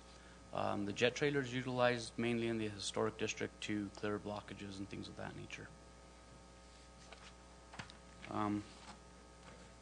The level of service that we provide, again, we obviously operate under the strict guidelines of the Water and Wastewater Association, as well as the Environment Department of New Mexico, and we will continue to do so.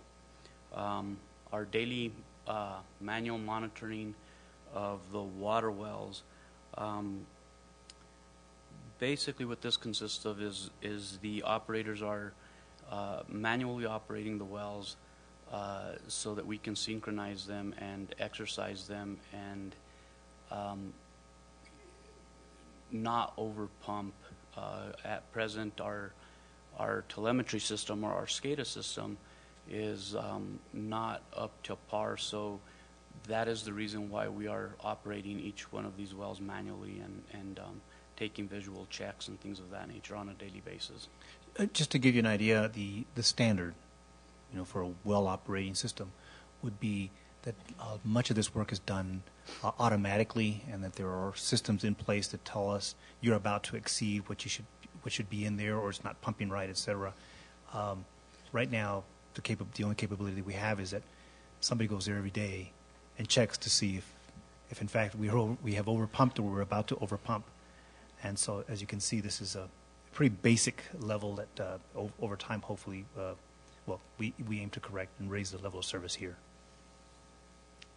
Thank you. In addition to that, we do a visual inspection of each one of the storage tanks. Again, because our SCADA system is not up to par at present, We don't want to risk the possibility of overfilling those storage tanks and having them overflow and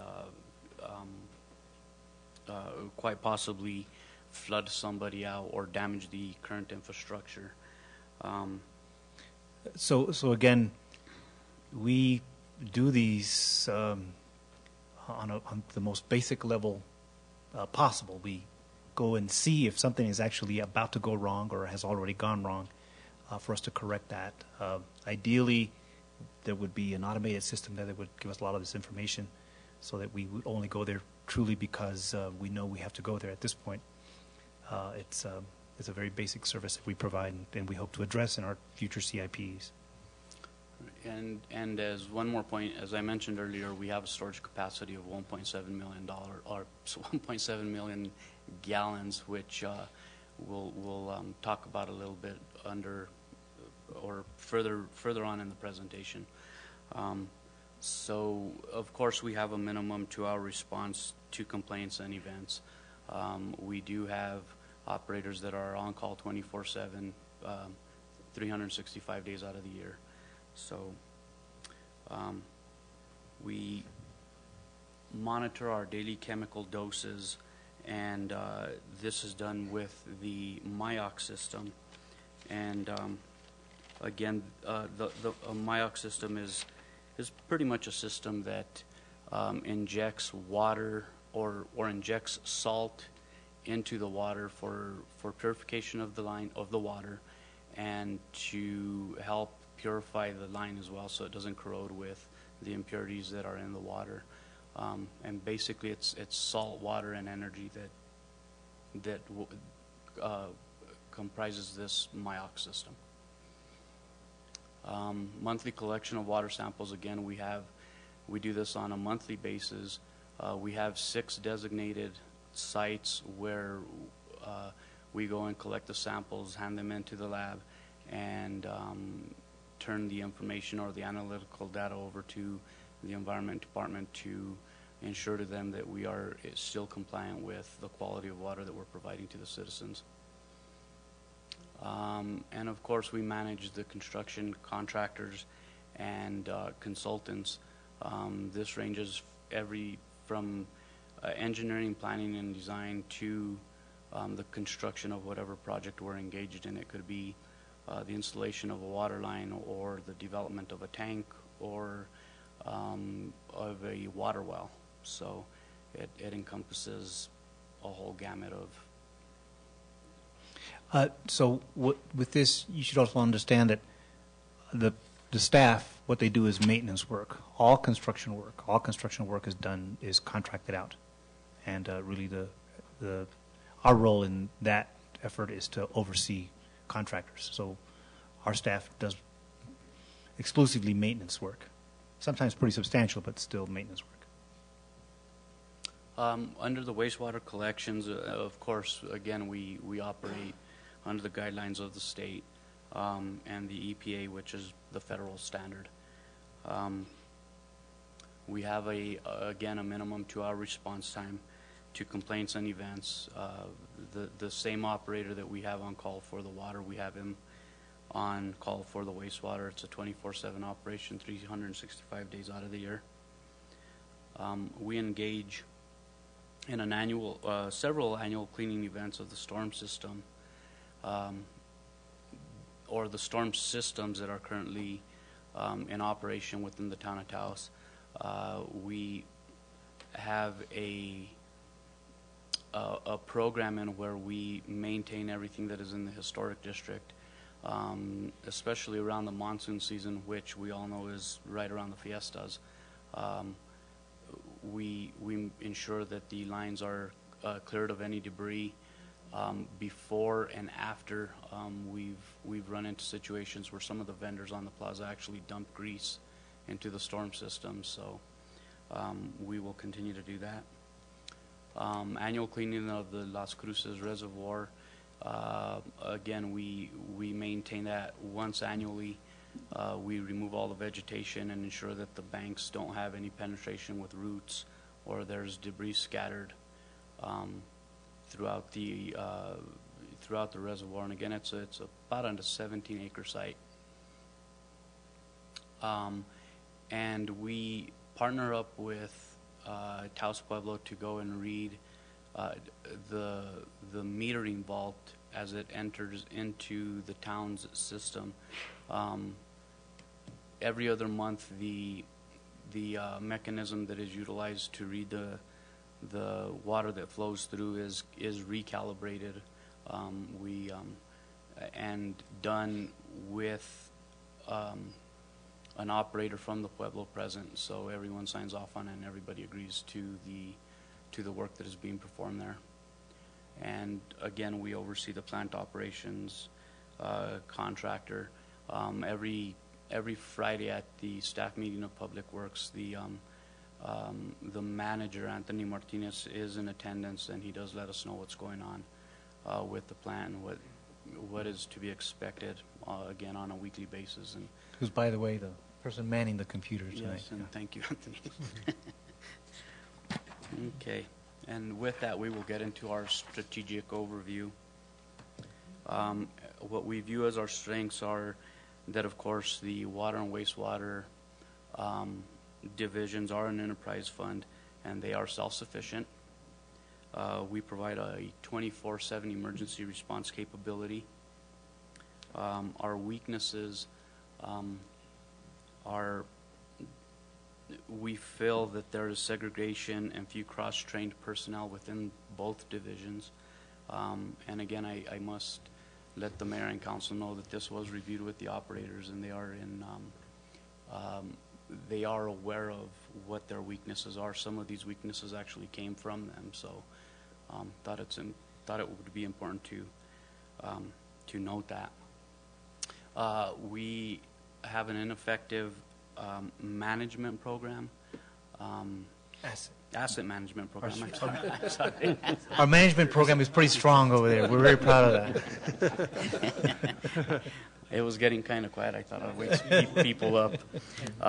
Yes, asset management program.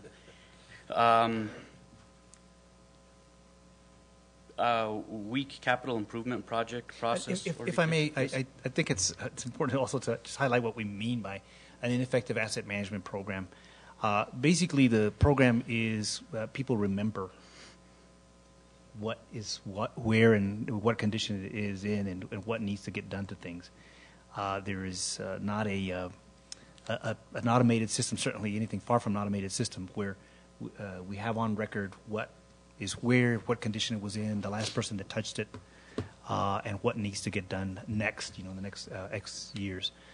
We realize that's a very big weakness.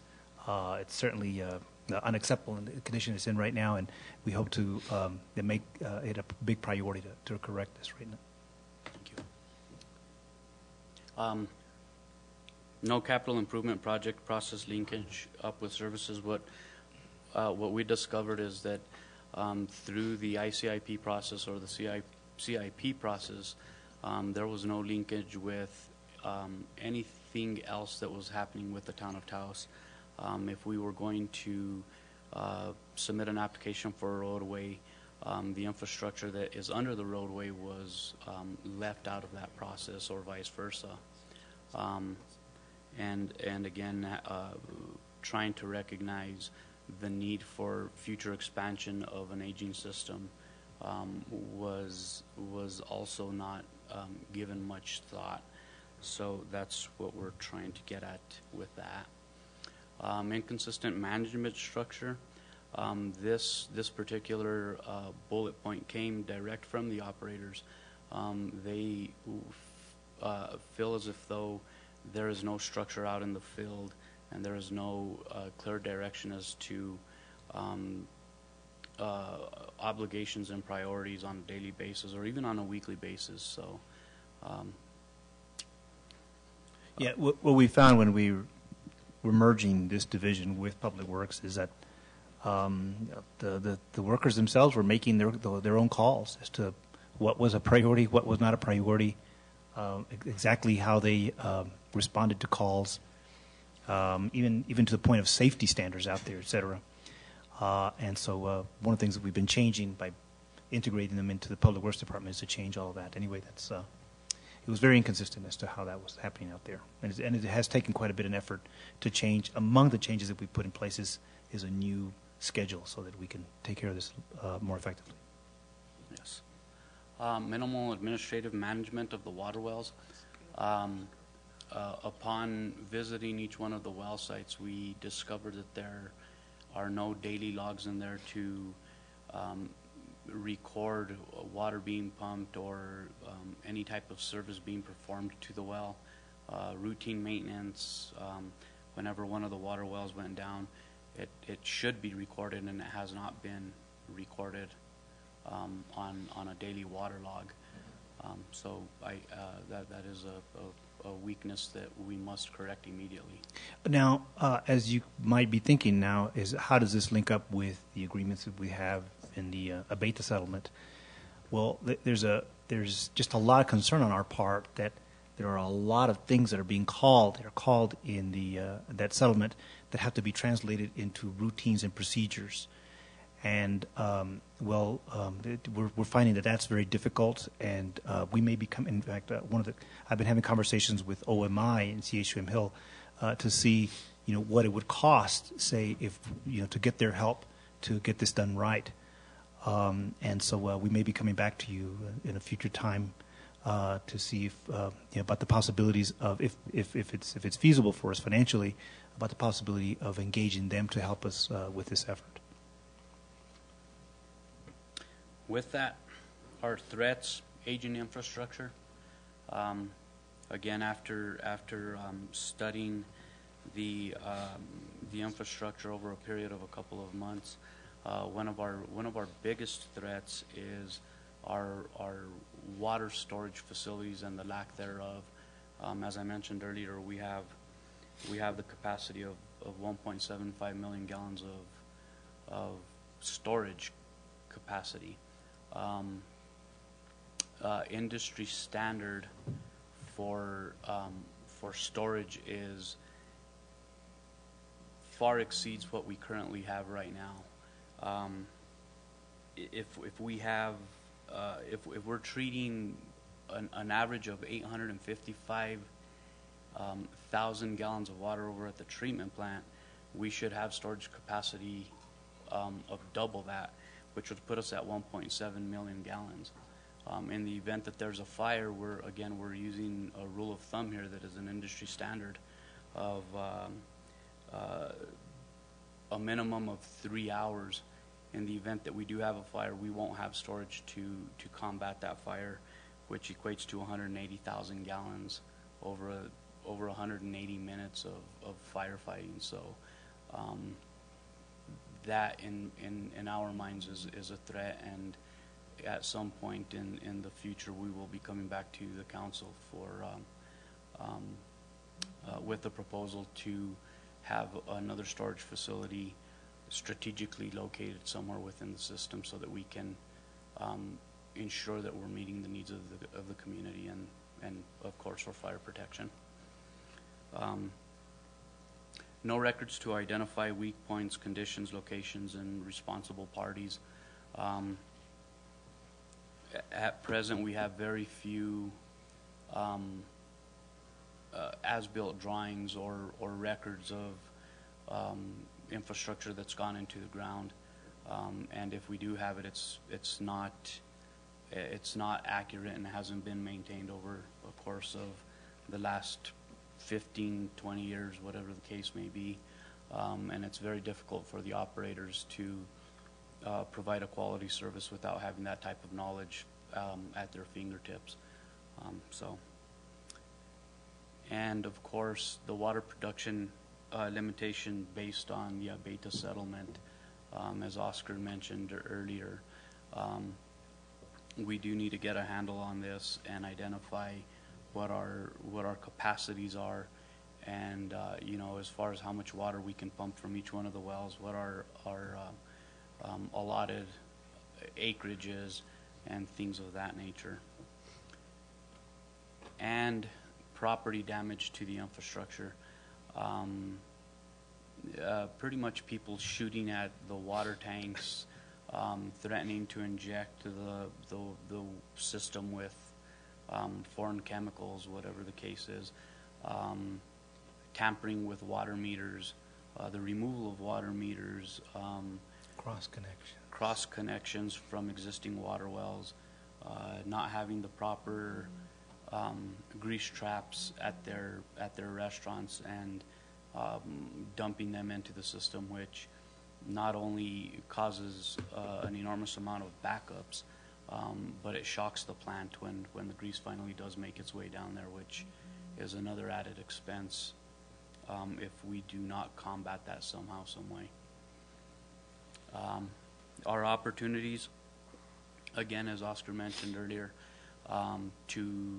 we have an opportunity to implement a new work schedule so that we may provide longer coverage throughout the day and throughout the year. We have already implemented this schedule. We have coverage from 7 a.m. to 5 p.m. With the split shift.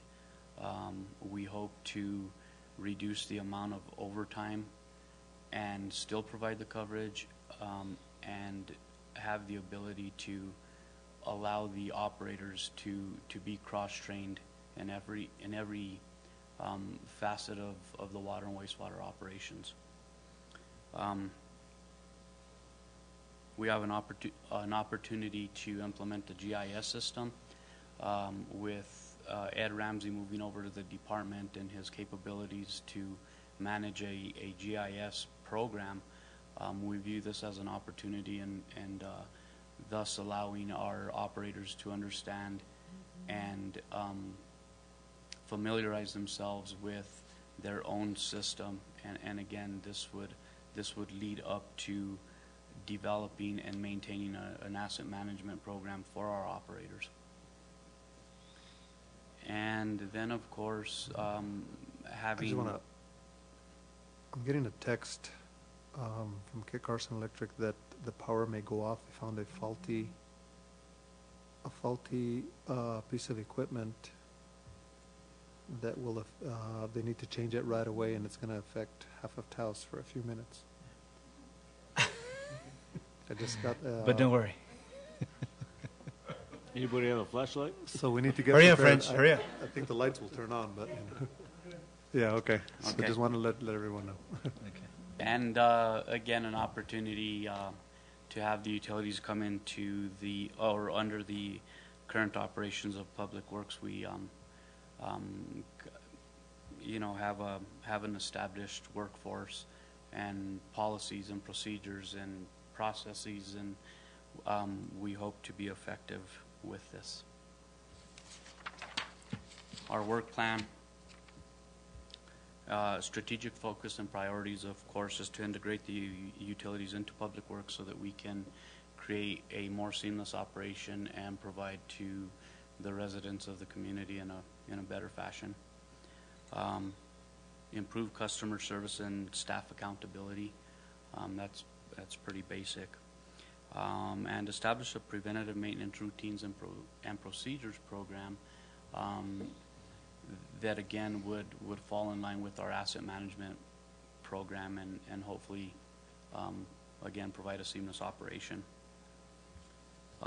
List of projects and objectives: to implement a cross-training program for all staff in the utilities, and so that they can have an opportunity to work in the other 4 divisions within Public Works, whether it be becoming a transit operator for backup or a heavy equipment operator.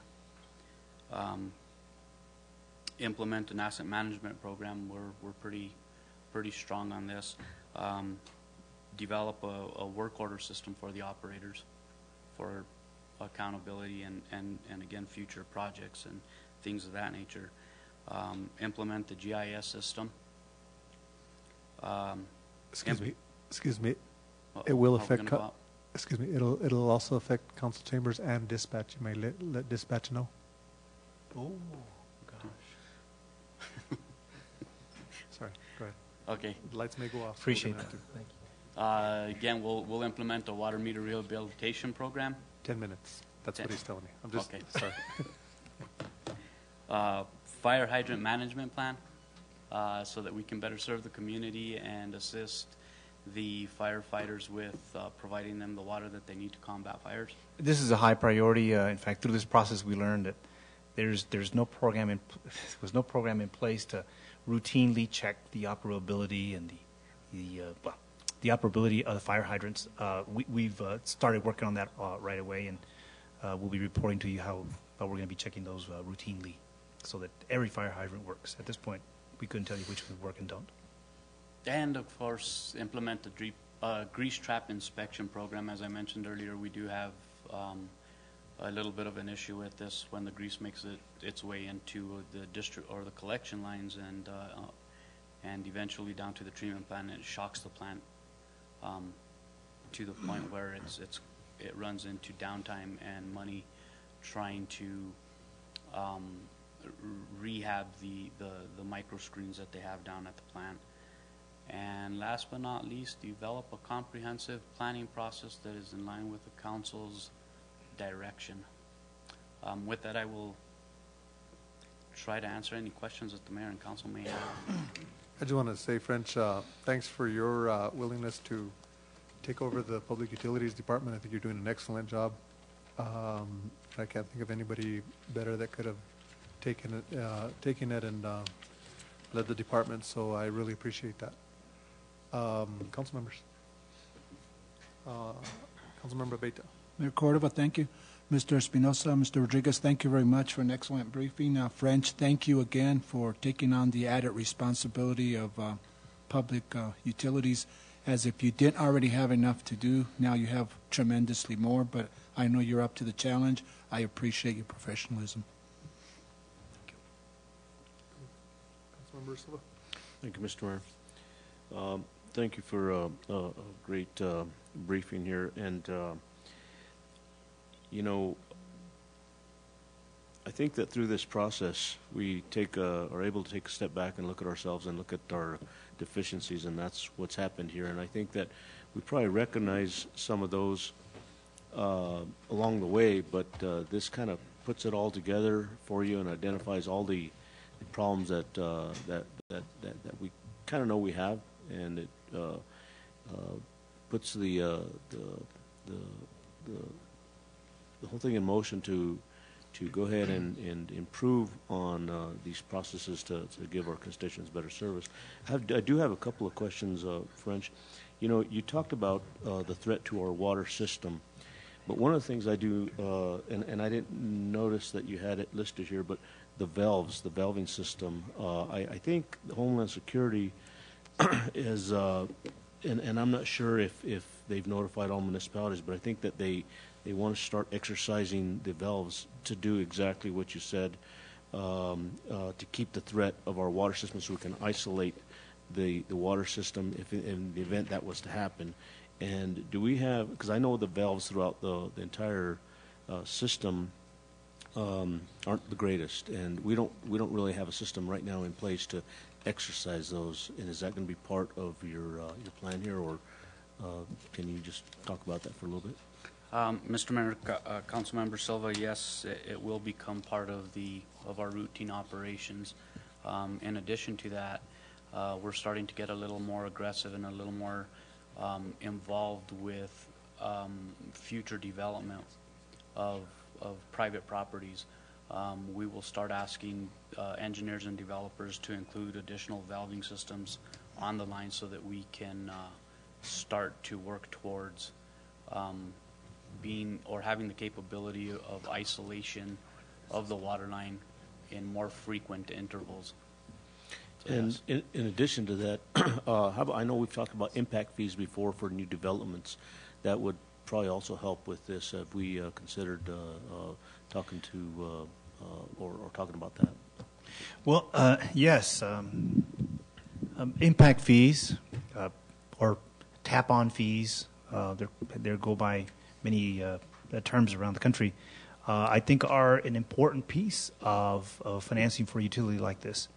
But it requires that the utility be on such solid accounting grounds that you can truly associate what the capital cost is to the tap-on fee. And then once that fee is paid in, that you can account for it. At this stage, Councilmember, I would tell you that we've got a ways to go to be able to clearly identify our capital costs and then link those to what somebody who is tapping onto the system right now should pay in order to pay their fair share of those capital costs. In the future, I hope to be getting back to you, but we are at this stage a ways away. What we want to do is, for sure is make the system operate well so that we can locate things. You mentioned valves, for example. The big challenge we have right now is to be able to even identify where those valves are. I know I have been witness to some projects where we couldn't find the valve, or people remember a valve being in one location. I know Councilman Peralta went with me to one such place that we thought there was a valve. In fact, there wasn't, and the crews had to dig considerably up the alley until they found a valve that at that point didn't work. And so we've got a ways to go so we can identify them all, turn them all, and be on a maintenance cycle so that we're not caught in a situation where we finally discovered a valve and oops, it didn't work. So when we get past that, I think as we are getting past that, I think the work we have to do is get our accounting in order such that we can identify truly what's a cost item, where the cost items go, and so that we can come to the council with a solid capital improvement fee or capital recovery fee. It's going to be coming back.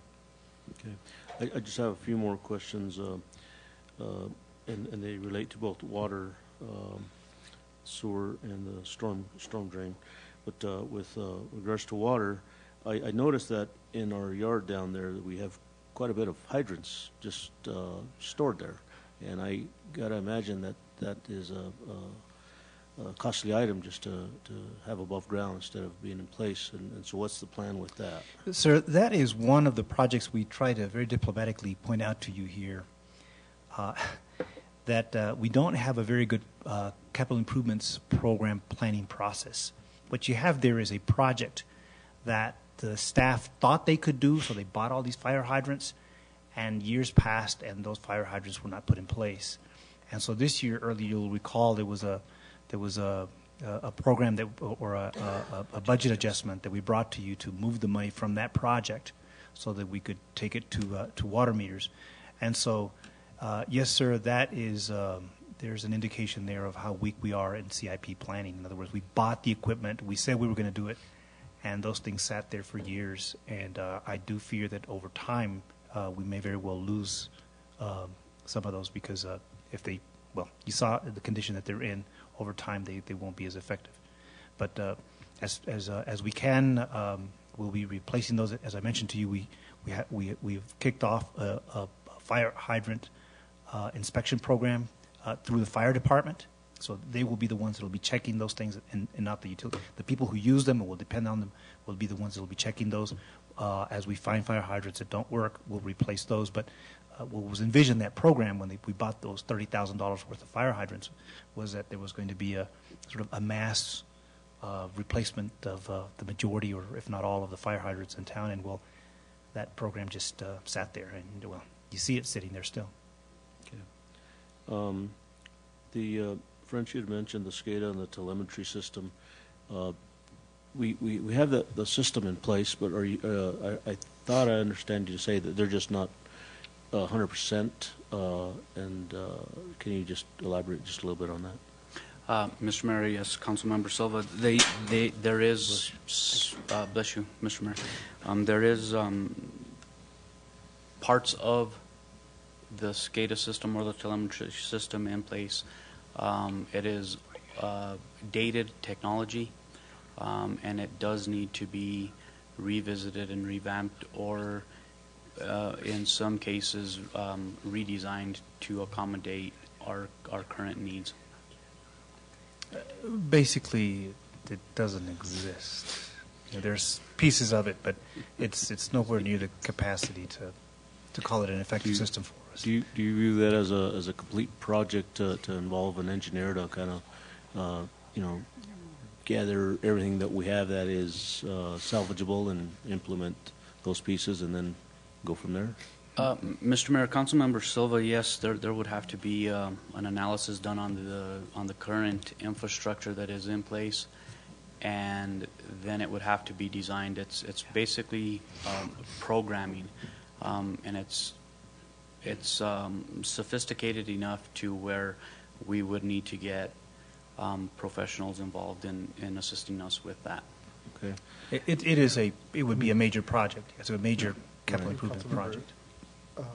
Mr. Mayor, to help Councilmember Silva out, French, let's go back a few years. I believe that system was looked at and being put in place at the time that I was mayor, and it never worked. That SCADA system. I really think that what we have to look at is just total replacement of that system with something that's current, not looking at any salvage on there because I don't think it's salvageable. I think that particular technology nobody uses anymore, period, so you couldn't pick up and use any of that equipment. And I think since it never really worked from the very beginning, we never could get it to work, I think we have to go through and redo it. Yes, Mr. Mayor, Councilmember Peralta, there's actually two systems in place. One is a Yukon system, and then the other is a hybrid. When San Juan Chama well was being developed, the attempt was made to integrate it with the SCADA system that existed at the treatment facility, since the operators had more access to the system. So at the end of the day, when you try to put those together, it just did not function properly. Okay. Just a couple more questions. The MIOX systems, do we have one of those at every well? Mr. Mayor, Councilmember Silva, yes. Okay. Two more questions. You know, we've improved our sewage treatment facility while still taking on more customers. The trunk lines